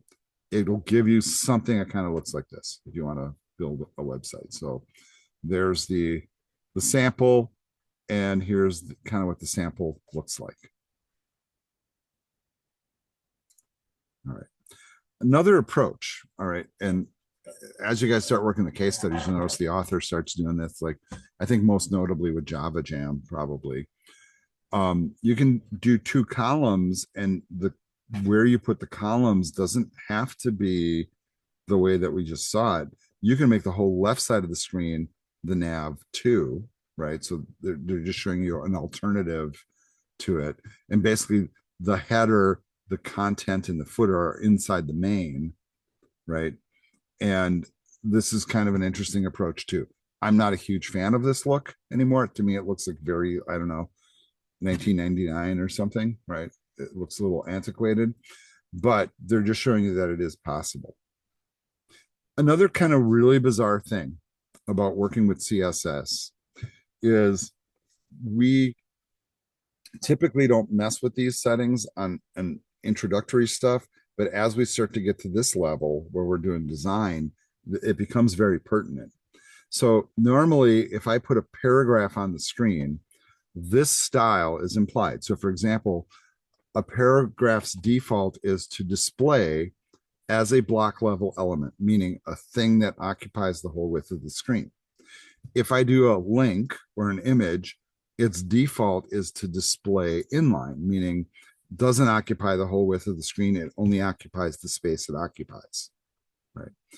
However, there are times when you take something that is not a block level element and force it to display as a block level element by adding the style, or the converse, where I have something that's normally displaying as a block level element and I want it to display inline. So these are things you can force. The other one I think that's pretty weird, by the way, is if I do display none. So I can put something on the screen and then tell it to be invisible. That's kind of weird. I'll just give you a really quick example. So look at like box 3 here, right? Where it's inside that other box. If I tell it to display none,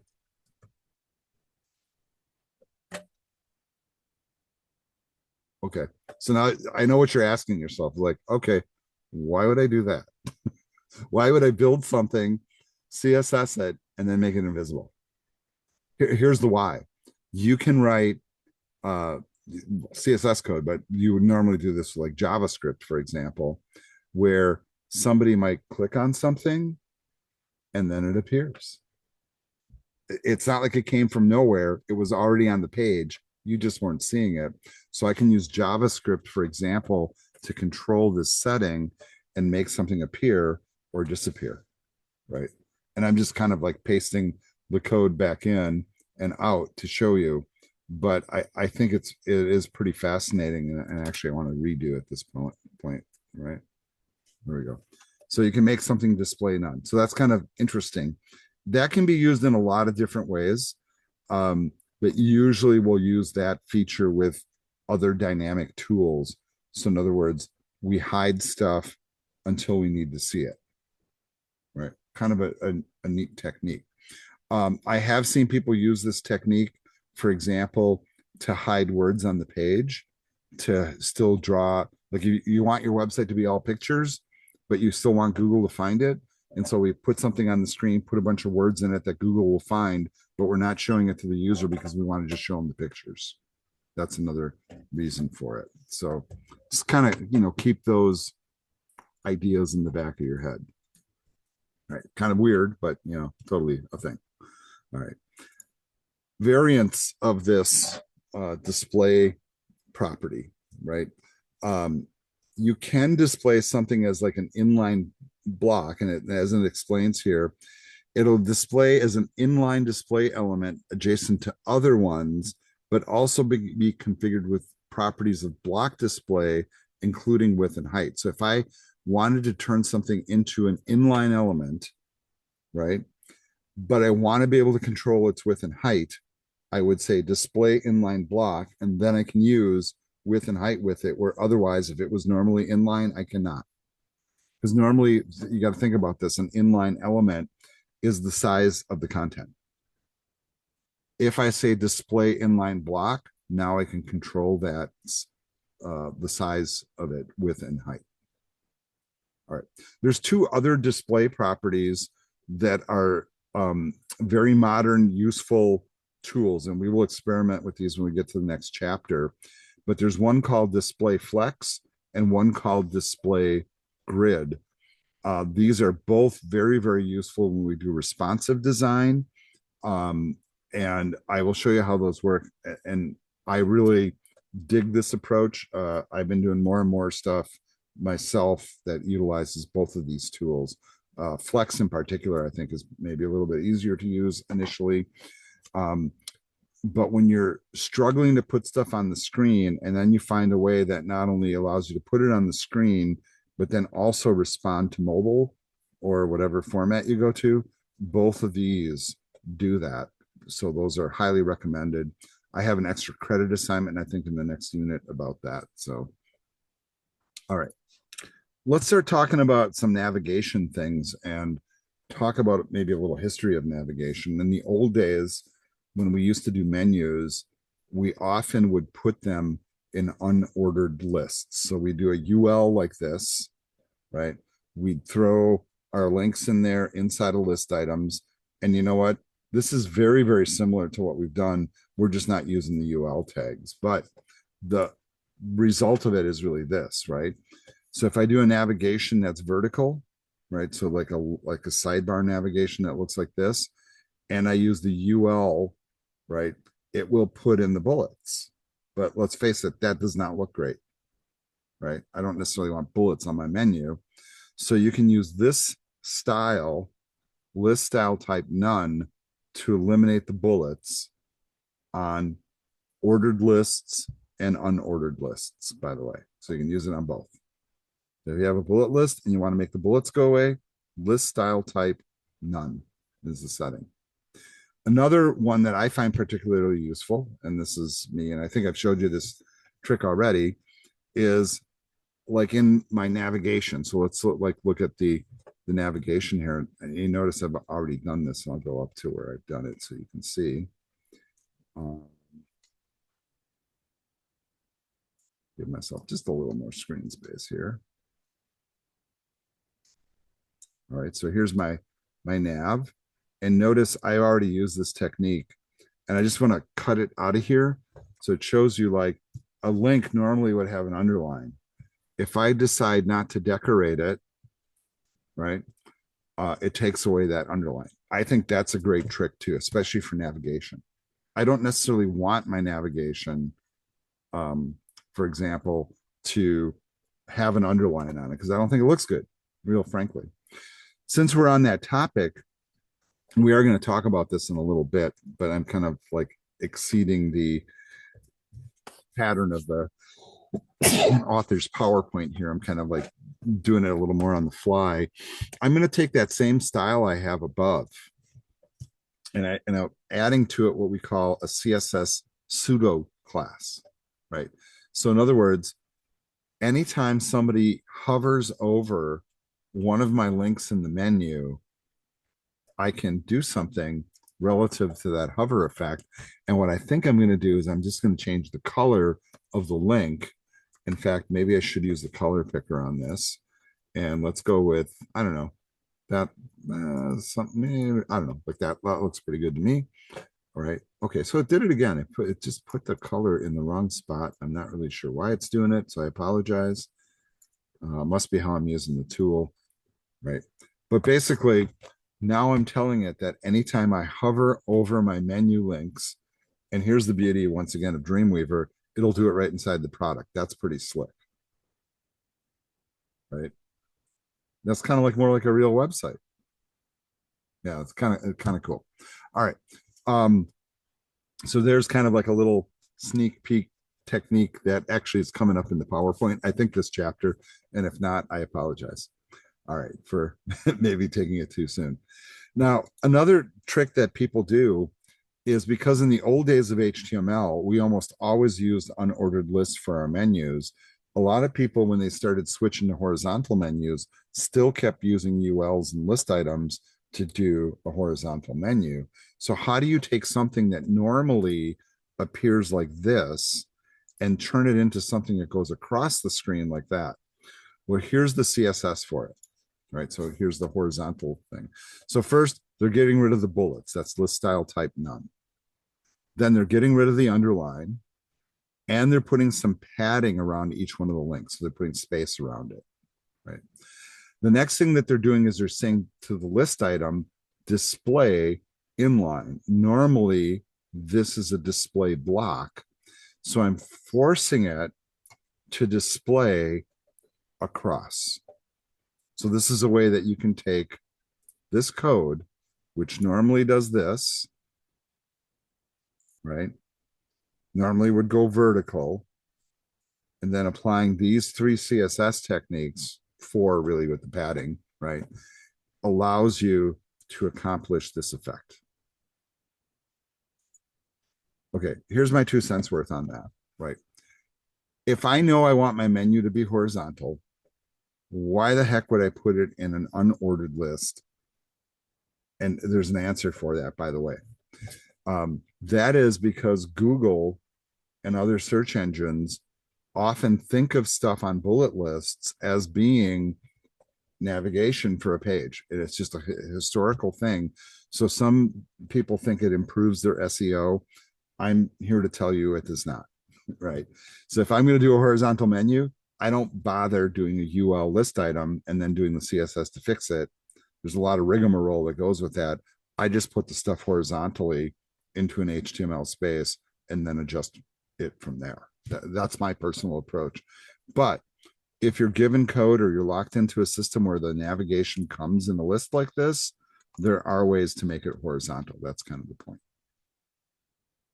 All right, here comes that pseudo class thing that I was just demonstrating before. And I want you to notice the one technique that I used was hover, right? There are some other ones that also happen. So anytime an anchor tag is a link, that's a pseudo class. So you can add colon link. Now here's the goofy part about this one. That one is kind of irrelevant. And let me explain why. Because an anchor is already a link, right? So I never use that one. That's kind of my point on that one is so in other words, here where I say nav a, it's kind of the same as saying nav a link. Same thing. Okay. What happened though? Here's the what happened. Because I marked it as a link, now it knows which ones I visited, and then by default it colors the ones I visited to the default visited color. All right, and this is going to bring up another topic, right? So normally I don't color those because I want my menu always to be one color. Other links I might want them to color, so I might apply that effect, right? If I visited a link, right, like the default in a browser is a link is blue, but if I visited the page, then it's purple. But I can make that a different color. So for example, right, if I did maintain link here, and then I added nav a visited, I spell it right though, and then I give that a style, I might say color, I don't know, orange, just to be somewhat obnoxious, right? So there you go, right? So if I want to color what I visited a different color, I can control that. Okay. Once again, I'm removing this. Why? Not a fan. I'm just being real frank. I'm not a fan of that approach. Not for a menu. If I had a big page full of a lot of links and I expect somebody to go to the page, click on each link, follow the link, look at the content, and in the process of doing so, they might lose their place, then I might use it. But otherwise, I think aesthetically, it's not a great choice. That's a weird one. Now, the hover one is one that we just demonstrated, right? That just like whenever you move your mouse over a link, the CSS kicks in and changes the color. I think that's a great effect. And I usually stick with just coloring the link, removing the decoration, and adding a hover effect. That's my default standard. Some people will go through and apply all of these, but there's a couple here that are kind of weird. Focus and active frankly, are pretty weird. And let me just show you an example of what those are. And the way I'm going to do it is I'm going to go to my Prometheus, and that's not where I wanted to go. I wanted to go to my launch page, which is this one, because this is a basic HTML page. So if you look at like the links on here, this is what's kind of interesting. The ones that I visited are purple. That's the default for HTML. The ones that I haven't visited are blue. All of them are underlined. I want you to watch what happens when I click the link and hold it. I'm clicking and holding the mouse button. What color is it? Red. After I click it, right? So if I go back, and you never see this, right? Is when the link is active, you never see its color, right? So this is a really goofy one. So I can, like, for example, if I'm focusing on a link, that's the link that we're on right now. You never see that, and then the active one is the one as you're about to click it. So what color would the focus be? That's red, right? So that's the one I was clicking before. Active usually is marked red too. But what becomes kind of interesting, and I'm gonna grab all of this. Actually, I'll just grab two of those, but I have to copy all of them. I'm just going to move it over to Dreamweaver and just kind of show you the effect of it. And so I'm going to get rid of the hover one because the hover one is kind of weird, right? We're going to save this. I'm going to go back and look at it in the browser. If I still have it open, I do. We're refreshing. And so here's my hover effect. That's working. When I press down on the link, I don't know if you guys are catching that or not. And then I'm on that page. Notice what color it becomes then, right? So in other words, on that page, it becomes red, right? Because that's the active page that has the focus.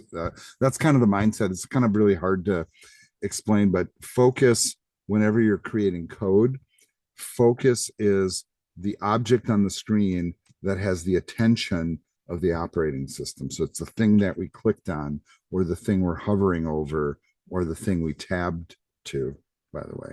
So not a huge fan of using most of these. I really kind of stick with the hover one generally. If you have reasons to use the other ones, go for it. Generally speaking, I like to keep it simple, and I just have my links. I like to get rid of the decoration, and then I have a hover effect for my links, which I think is useful because that's how people know it's a link. The other way they know it's a link is like your finger changes, or your mouse pointer changes to a finger, right? And you can see that effect. But I think that that's a cool effect. I like the hover effect a lot, right? And so if you're working on the colors and you're trying to choose hover effects, be careful what you choose. One little tip, and I see students doing this all the time, like they sometimes are like, oh yeah, wouldn't it be cool if I like hover over that thing and I make it bold when I hover, right? So that really, here's my warning on that one. That one has this tendency to sometimes, and I'm not sure that it's even kicking in. Right. Well, it can't. Okay. So this one can't because it's already bold. That's why. But if it wasn't bold, and actually, you know what? Here, I can do bolder. Right. There we go. And it's still not showing. All right. So I must be at like maximum boldness already. But sometimes when you do hover effects on bolded text, the problem that you will get is as you hover, all the stuff on your page moves as you hover. So not recommended, by the way. Right. I sometimes see people using that. Usually says to me that they either have poor taste or don't know what they're doing, right? So that's kind of a general approach on that. All right. Anyhow, whenever we are working with CSS and we're always appending stuff like this, where we have a colon and these weird little effects, Um, those are called pseudo classes. This is just kind of an introduction to pseudo classes, real frankly. Um, and there are much deeper ones that we can go into. I generally think of those as very advanced CSS skills. Um, but some of those crazy effects that we were seeing that very first day we talked about CSS on that one website are sometimes done with pseudo classes and really clever coding techniques. All right.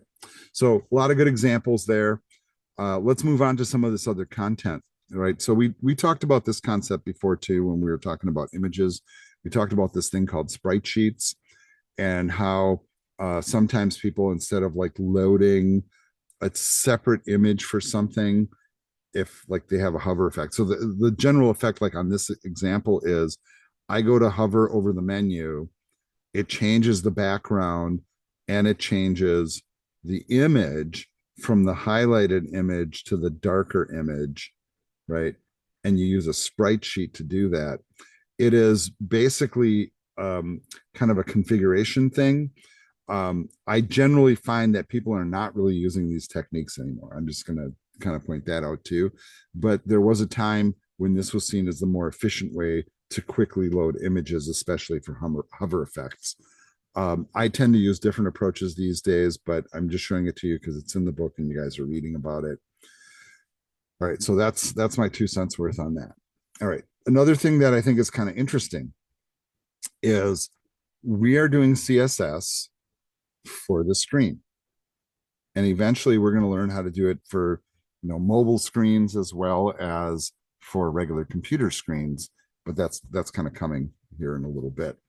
The other thing that we don't think about is sometimes people go out to the web, and I don't know that people really do this as much anymore. Have you ever known anybody that goes to a web page like, oh, I really like that, and they print it out? You guys ever do that? Do you know anybody that does that? No. It kind of seems silly, right? Because like, what do we do these days? We usually like screenshot it or we do a bookmark so we can go Yeah. back to it.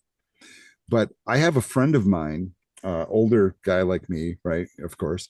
And he's like, no. I go to the website and if I see something I want and I'm afraid it might go away someday, I print it because then I can say, hey, man, this is on your website. Well, that's not on our website. Well, yeah, it was. See, like he's got proof or something. A screenshot to me basically does the same thing. But here's actually a more practical idea on this. When I used to run some e-commerce sites, I would sometimes have like certain product pages. So like, let's say somebody's clicking on my, I don't know, candle page, right? They want to buy candles. And you know what? They want to show the candles to their friend before they place an order, but the friend doesn't have a computer, right? Or the friend is elderly or whatever, right? They just like it on paper. I would often create separate CSS so that people, if they were printing my web page, could get a really nice printed output that was kind of like a catalog, basically. So this is kind of a weird thought. So normally when we do a style sheet, it's intended for the screen. So this is an option you can add to your style sheet link, but that's the default if you don't include it, by the way, right? So you can say it's intended for the screen. If a person is printing, so they go to your web page and they go Control P, or they go to the menu and select print, you can have a separate style sheet for the printed page. This is really kind of an interesting thought. There's some things that maybe like you would have on your web page. Maybe you would have like sidebar ads from your advertisers or whatever.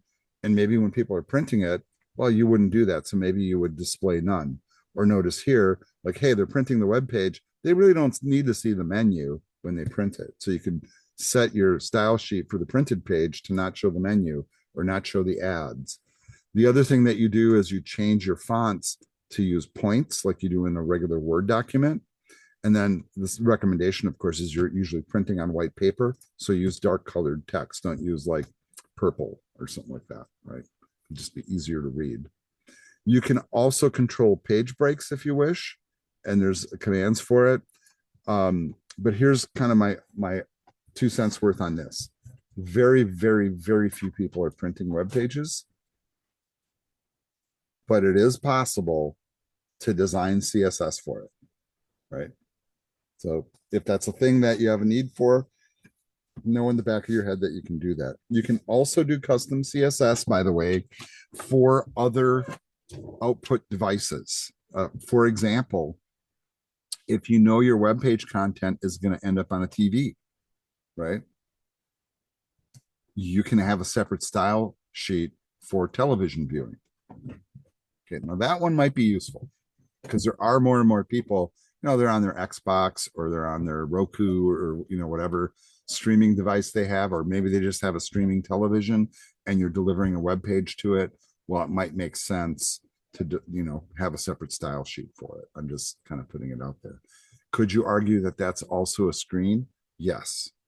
But a lot of TVs, by the way, a lot of people just have standard HD on their television sets, which is not as big as some designers' screens. You can also go the other direction. So if they have like a 4K display, you can do a separate style sheet for that, for example. All right. This next thing that we're going to look at right when we come back from our break, we're going to do a little bit longer break right now. So we're going to break for about 10 minutes, and then we'll come back and talk about the position property. This is a pretty weird one. So recording is paused. Go. All right, next thing we're going to talk about now that we're back from break is these positioning properties. And these are ones that are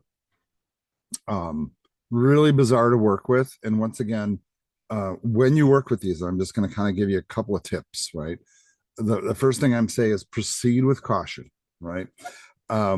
These can create some really cool effects, and they can also create some really big problems if you're not careful. But some of the effects are so cool that they're hard not to use, right? And so I'm going to kind of demonstrate a couple of these. And basically, we can control when we put objects on the screen how the stuff sits and then how it behaves on the screen as well. So the default value for positioning, and it's usually never declared, is static, meaning we put it on the page and there it is. That's what static means, basically. And notice as they do the description here, it says the default value, the element is rendered in normal flow. So we don't have to say position static typically. That's the natural way of being. There's another one called fixed, which is kind of interesting. So I'm going to show you this one, and see if I can achieve the effect without too much effort here. But like right now, when I'm on my web page and I'm looking at it, when I scroll, all the stuff scrolls together. This is what you normally expect on a website, right? So you go to a website, there's headers at the top, and when I scroll, it goes out of view, right? But have you been on websites where you scroll and the top of the website stays there? Yeah, that is what I'm going to try to achieve here. And the way I'm going to accomplish this is basically I'm going to look at the top part of the page where I have all my header stuff, right? And my nav, right? All that stuff is sitting kind of up at the top. And you know what I'm noticing right now as I look at it, the stuff is sitting there as two separate objects. I have the container that holds everything else, and then I have the nav and the header up here. Now this is an experiment, mind you, right? So I'm not sure I'm going to do this on every page, but I want to show you how this works. So what I'm going to do is I'm going to take my header and my nav, but just on my about page, I'm going to indent them one click here. And then I'm going to drop in a new div, and I'm going to call it, oh gosh, and I'm putting an ID on it, and I'll say, fixed pause example, because I can't think of anything else right now. That's my name. I'm going to take the closing div, and I'm going to put it after my nav here. So it's going to go right there. And then I'm going to use that little technique I talked about, which is closes fixed. Type it, and since I'm not typing it successfully, I'm going to copy paste it, because that's always appreciated. I'm not sure what my dog's eating back there, but it's not good, whatever it is. She's ripping paper to get to it. And I'm going to stop her. Okay, Abby, that's enough. Go. We found a potato chip wrapper and she was ripping it apart. Bad dog. As smart as she is, she should know better. All right. So once again, I do that so I know which div I'm closing. All right. So now I put all of this stuff in one container. And now I'm going to take this and I'm going to style it. So watch what I do here. Well, let me save my HTML, Control S to save, back over to the CSS. And then I'm going to add a style for that. I'm going to put it up near the top here because that's kind of where the content resides. So I'm going to actually put it right above the header.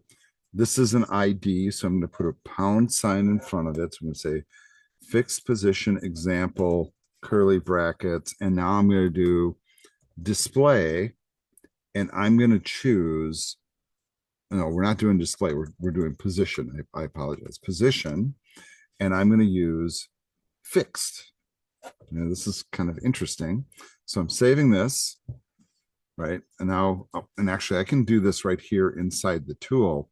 And I want you to see what happened here. So this is not a great example, right? Because you're seeing what's happening is now all of that stuff at the top is sitting in one position. And when I scroll my page, all the stuff in the background moves, but my header stays in place. Now, there's stuff I can do to fix this, right? So for example, I can make the width of this 100%. So let's do that just to make it look a little better. So back to the code. So let's say width 100%. I'm not sure why it wasn't going 100% to begin with, but maybe I was forcing it. All right.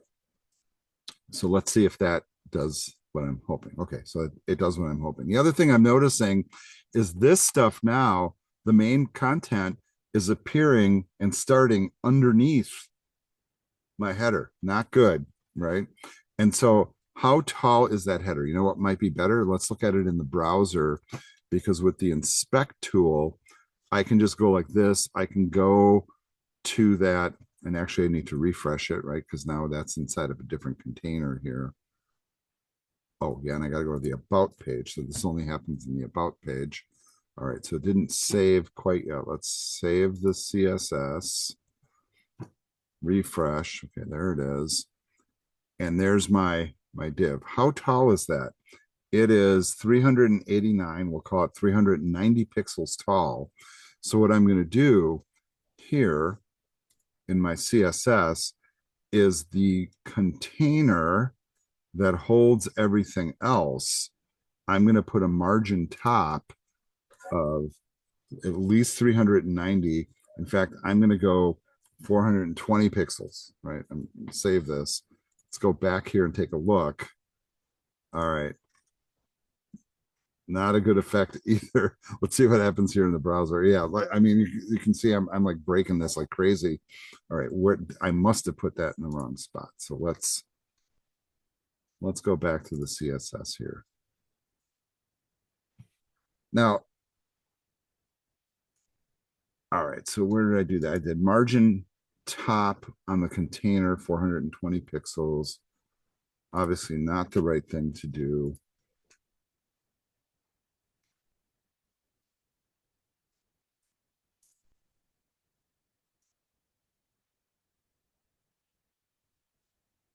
I don't know. I don't want to spend time trying to solve this problem because it's not really the example I'm trying to give here. But the bottom line of this is that when I do an effect like this, now there's other positioning commands that I haven't quite talked about them yet that would force this content to come down. But you can see the effect of it. Fixed holds the object in place. And I think that sometimes that can be useful. Or have you ever been on a website where you scroll and then part of the header goes away, but the menu stays up there? I mean, that can be kind of neat, right? So that's kind of a neat effect. I'm not a fan, right? Generally speaking, it has to be the right website to do it on. So in this case, I'm actually going to remove that effect, but I just wanted to demonstrate what fixed does. So I'm just going to remove the CSS for it. Okay. If I Did I save it? I did not. So saving and then refreshing in the browser. And now it's back to normal, right? Normal flow, normal scroll. All right. The other couple of examples are what we call relative and absolute. And these are really weird ones too. Okay, so let me do relative first because I think that one's actually kind of useful. In fact, maybe to demonstrate that one, I can re-enable this weird fixed position thing. And then on my container, I'm going to throw in position. Gotta spell it right though. Position relative. So that means relative to where it's supposed to sit on the page, I can change its position, right? So I got to declare this first. And then I do these weird things like top, meaning from the top position where it normally would sit, where do I want to adjust that to? What did I figure out? 420 pixels might be a good amount. So let's try this. Maybe this is the secret sauce. So check it out. All right. So now I can see the content and check it out when I scroll. Now, this is another weird effect. You guys notice what's happening now? Now I'm scrolling, but the scroll box is going in front of the menu. Also not a good effect. So there's a thing that we can do to control that called the Z index. All right. So I'm going to throw that in. This is not something I've talked about yet, but basically Z index, we've already learned that there's an X and a Y on the screen. The Z is what does 3 dimensions. So if I change the Z index of my container to a smaller number than the Z index of my header, it will go behind it instead of in front of it. So I'm going to do Z index, and I guess I'll do 10 on this. It doesn't matter what the numbers are, honestly, as long as the one that you want in front is larger than the one you want behind, right? So that's kind of the general approach of it. So now check out the scroll goes behind it, right? That's kind of the effect of it. All right. So whether or not you like that effect, that's kind of on you. But that's relative positioning. I'll give you another example of relative positioning. So here we have box 1 and box 3, and I'm kind of controlling its positions, if you remember, by working some of these features here, right? So I'm in the main, and here's box 1, right? And part of the way that it's sitting there is by virtue of the margins. But I can also apply relative positioning to that same box. So I can go here to box 1, and I usually like to put the positioning statements at the top because they're really important ones to notice. So that's why I put them there. And once again, I'm going to say relative. I'm going to get rid of temporarily the bottom margin and the left margin. And then I'm going to tell it to appear from the top where it normally would appear. Let's make it, I don't know, 230 pixels down. And let's make it 120 pixels from the left. So I can say left 120 pixels, top 230. Right. So saving, and then you're going to see the effect of it here. So I want you to notice what just happened though. Because I'm using all this weird positioning stuff, I was actually able to move the box so it's sitting on top of other stuff where normally it wouldn't sit. This is really weird. So I can actually create overlaps that don't interfere with the content. Is there a practical reason for this? Probably not. I'll be real frank about it. But if I'm working on this box and I'm adjusting those properties, right? And I just want to show you, like, they all appear in this panel here. So I have a position relative, right? And I have top 230. Watch what I can do here. I can like move that box around, and I can do just all this really weird, crazy stuff where I'm overlapping stuff on the screen where normally there's no way I would be able to do it. Now, the fact that I'm choosing a relative position means it's still relative to the top left corner of the container that it's inside of, right? So because it sits in this larger blue box here, this position, the top 63 and left 254 are relative to this spot on the page. Now, here's an even weirder one. Now, to demonstrate this one, I'm going to take, maybe I'll make a box number 5 here really quick. I think that would be helpful. So let's go back.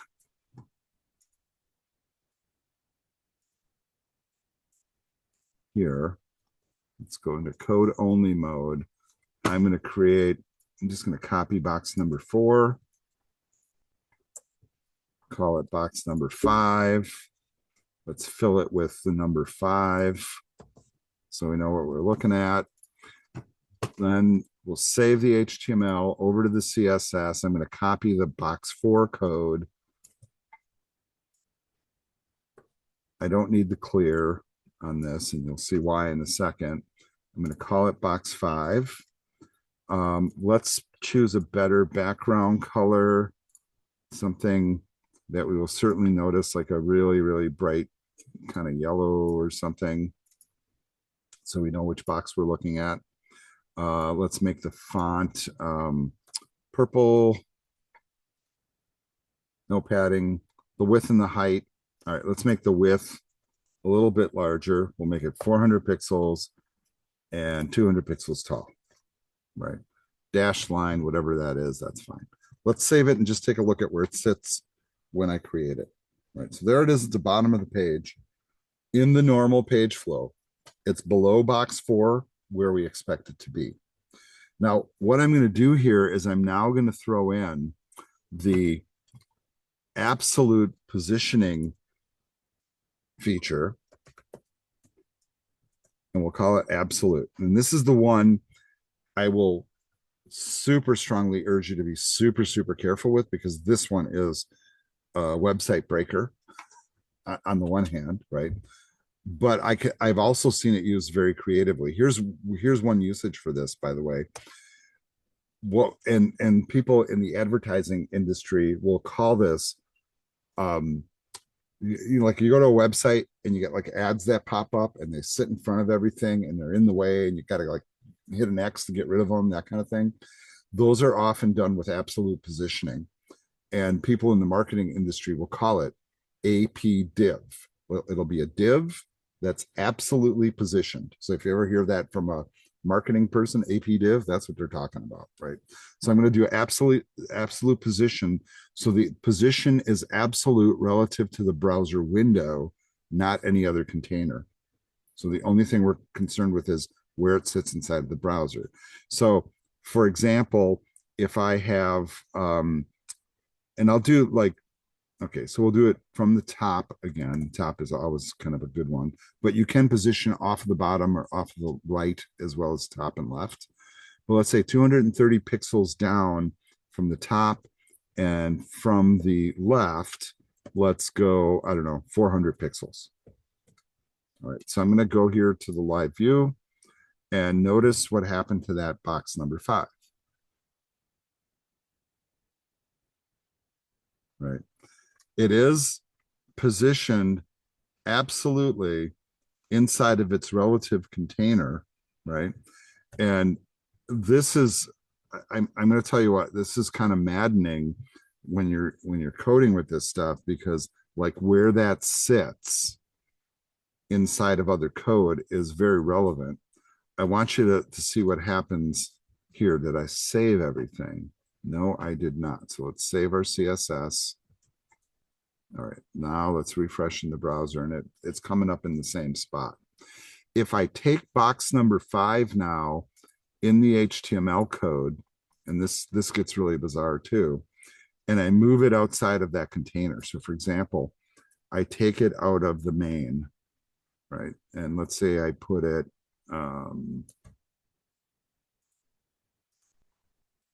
let's say just put it down here.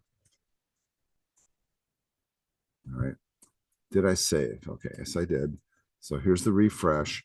And now look at where it ended up. Right. When it's outside of a container and it's just sitting on the body, it will sit exactly in that spot relative to the whole page and it will never move. This item is fixed, but that will always stay in that spot. This is like really bizarre and frankly maddening kind of stuff when you're trying to do design. However, it does have its place, right? And often when you're doing this, a Z index becomes important. And I want this one to sit in front of everything else. So I'm going to make that a bigger number than any of the other numbers. And then here comes the refresh. Now it's in front. And yeah, that's a really bizarre effect. Not necessarily a good effect, but yeah, you can do that stuff. All right. All right. Enough on that. Let's get past this, right? These are the position properties. The other one that's kind of cool, and a lot of people have been using this, combines the features of relative and fixed positioning. And so this is one that you can experiment with too. So a lot of people have been doing like menus, like where they put a little tool on the screen and it always stays up in the corner, that kind of thing, or maybe down at the bottom or in the left sidebar. That's done usually with the sticky positioning. They give some examples of this. I think we've done enough examples of the positioning, right? So you can play with that. The sticky positioning can be helpful, right? I think for menu bars, like, so if you just want the menu bar to stay in place, that can kind of be cool, right? Depends on your website. I don't think it works for every website, but that's kind of a neat little thing. So if you want to try that, right? And so I'm just going to do this very quickly. I think this is particularly ugly, so I'll probably get rid of it. But on the nav, let's go back to Dreamweaver here. Where's my nav? All right, so here's my nav, and I say position sticky, and I say top 0. Now, this is going to break my layout even more, right? We know we're anticipating this, right? And yeah, this is conflicting though, right? Here's why it's conflicting, because I have this and this, which are together in a container that's already fixed. So in order for this to become sticky, I would have to unfix that other part. So, and I know this can be really, frankly, a little confusing as I'm kind of bouncing around all the different screens here, because I'm wrestling one example with another. So I'm going to unfix the header, right? And now let's take a look. And this might be even weirder. Yeah, this is even weirder. All right. Notice now all the stuff is kind of traveling together and not necessarily a good look, but it is refreshing. Let's try. Yeah, it's all moving together. Not the effect I'm going for. Bad example. All right, so I apologize for that, but these are the kind of weird things that you can do. And so if like you're wondering, hey, wouldn't it be cool if I could just kind of put this a little bit over that thing and then move this thing over there and then adjust it and tweak it and make it sit exactly here. These are the tools that we're introducing you to today, right? They can be perplexing. So if you get perplexed by any of this, my recommendation becomes basically this: don't do these weird advanced techniques if they really don't have a place, and start breaking your stuff, right? The sticky thing here is totally not working, right? And that's just partially because of how I have it structured. So like if I wanted that to work, I would actually put my nav up at the top and then position it sticky, right? And then worry about the effect. But I'll leave the code there if you guys want to copy it later. All right, moving on. All right, so there's an example, right? Combines features of relative and fixed positioning, element rendered in normal flow, and then when reached during scrolling, sticks to the specified position and remains there, right? So like you have to be able to scroll to it. Once you hit it, then it stays in that spot. So it's kind of a neat thing. Here's the absolute positioning thing again. Notice how they're kind of doing what I did, basically absolute position, left and top, and that says precisely specifies the location outside of normal flow. And this is in relation to its first parent non-static element. So it does depend a little bit on what you're putting it inside of. But if you put it on the top level inside the body, it will just appear in one spot on the page and not even move. So that's kind of weird, but also can be kind of useful, right? The stacking order, the z-index thing, once again, the thing that I always tell my students, right, is if you look at your screen and this is the x dimension going across, this is the y dimension going down, the z dimension, if you can imagine it, comes out of your screen. 0 is your screen, and then any number that's bigger is how far forward it is. Now, it's not really coming out of the screen, but the perception of what is in front of other things is controlled by z-index. And I think I've demonstrated that enough, I guess, generally here tonight too, right? But just to kind of formally declare it. They show here positioning, right? Like if you're interested in a fixed position navigation bar, and this is kind of what I did, so you guys could experiment with some of these techniques. I don't necessarily think that's always a great technique, but it is a technique that people use. And depending on the kind of website you have, like if you have a website that's got a lot of scrolling, it might actually make sense to use, right? And they show the example of it's at the top, and then as I scroll, it stays at the top. All right. Another thing, and we've played with this already. Remember, like way back in like week 2 or 3, I taught you how to do a link back to the top. Remember that? And you can just basically drop a link on your page. It just does exactly this, and then it will automatically give you a link to the top. However, the pound sign is also an indicator to that you can attach to anything that's got an ID on the page. So if I have a ton of stuff on my page, and then I'm looking at maybe, I don't know, a football page, and I'm looking at the schedule, right? And as I'm like clicking on it and I want to go to the part where the Detroit Lions are, because that's our team for this semester, apparently, I can give that object an ID of Lions, and then I can create a link on the page that would be pound sign Lions, the same as the ID, and I can go right to that object. That's pretty helpful, right? So if you want, we call those in-page anchors, technically. All right. Here's another thing that the authors added in this version of the book that we're using, and this is kind of new for this edition, by the way, and that is this concept of a single page website. And it has become kind of a norm. Like if you have a really simple website, and by the way, I don't want you guys to do this for your project because I do want linkable sites, is okay, so if I have a website that's got all the content on one page, but I have a menu, if I click the menu item, like I click tours, really all it's doing is it's scrolling down to that section. And the way that we accomplish it is by using IDs. So like if I had a section for kayaking, I might say pound sign kayak or pound sign tour, if that's the thing, right? And then when I click that, it's only linking to something that's already on the page. Single page websites are useful, right? So there's a lot of sites that are being built like this now. The concept is we really don't have a lot of content. It really doesn't warrant having 20 pages, but I got one really good long page of content.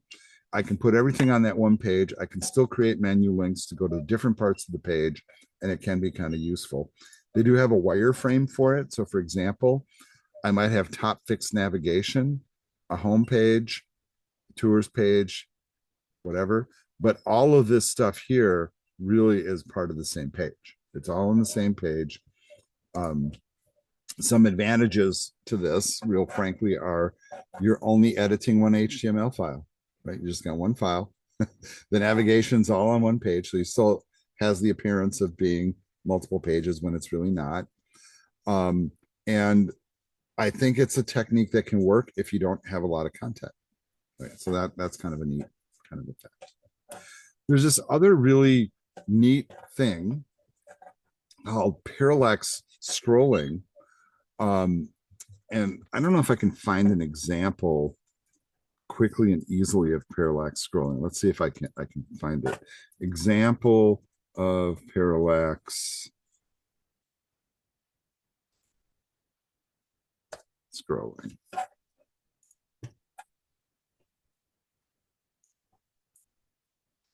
All right.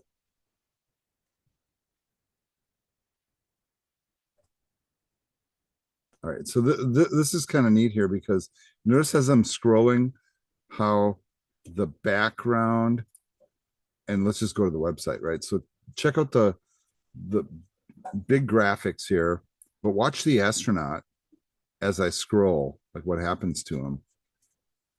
Like how he's moving and rotating and then disappearing behind the clouds.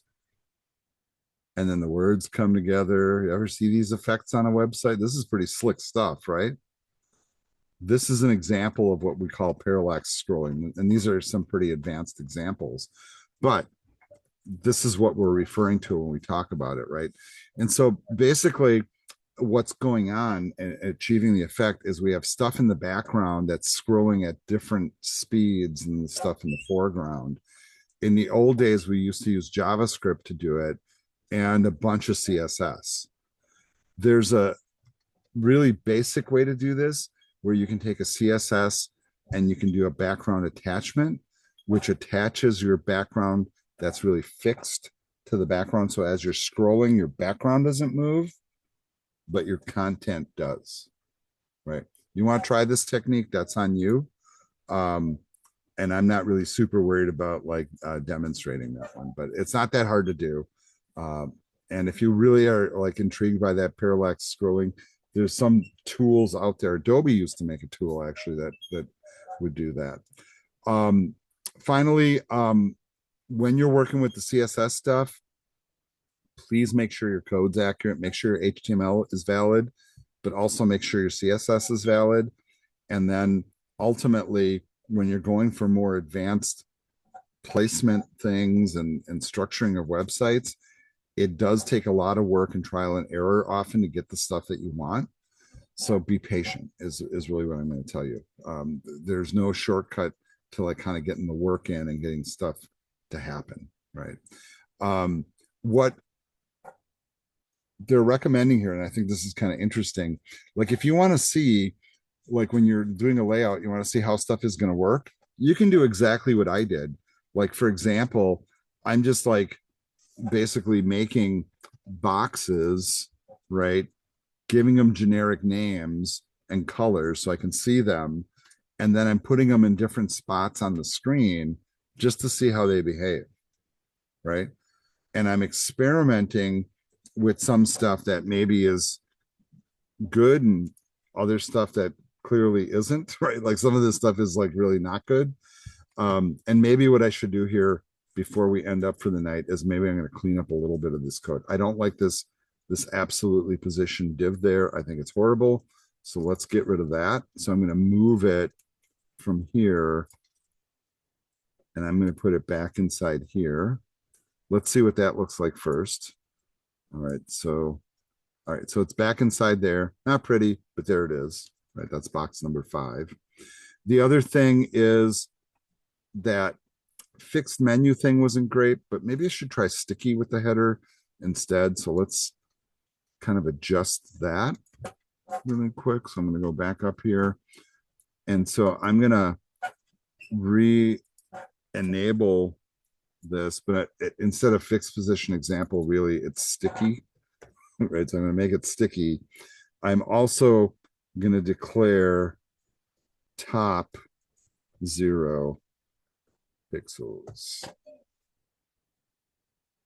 All right. And I'm doing a little checking here on some of my other code, so I apologize for scrolling.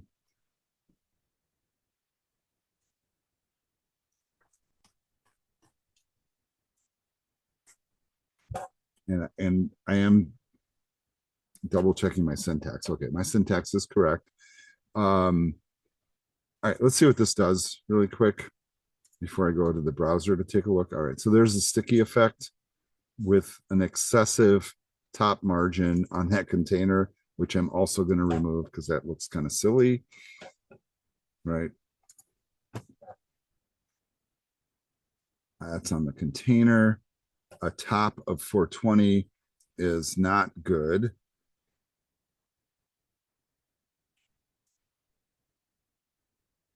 And in fact, I think I'm just going to remove all of that stuff. Let's see what it does now. All right. All right.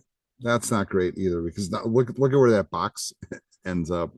So that's got to be moved down. But now my top area stays static. That's not so bad, really, right?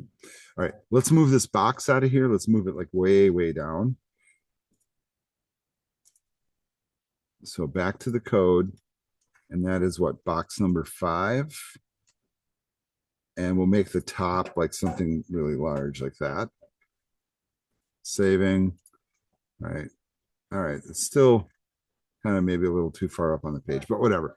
I think this is kind of okay. Let's go back to the browser and take a look at my silly page. I'll get rid of the inspect bar, refreshing. So now I have a sticky top header and nav and a bunch of weird boxes and a dancing Homer, right? So this is kind of the examples for today, folks. So I'm going to cap the video here.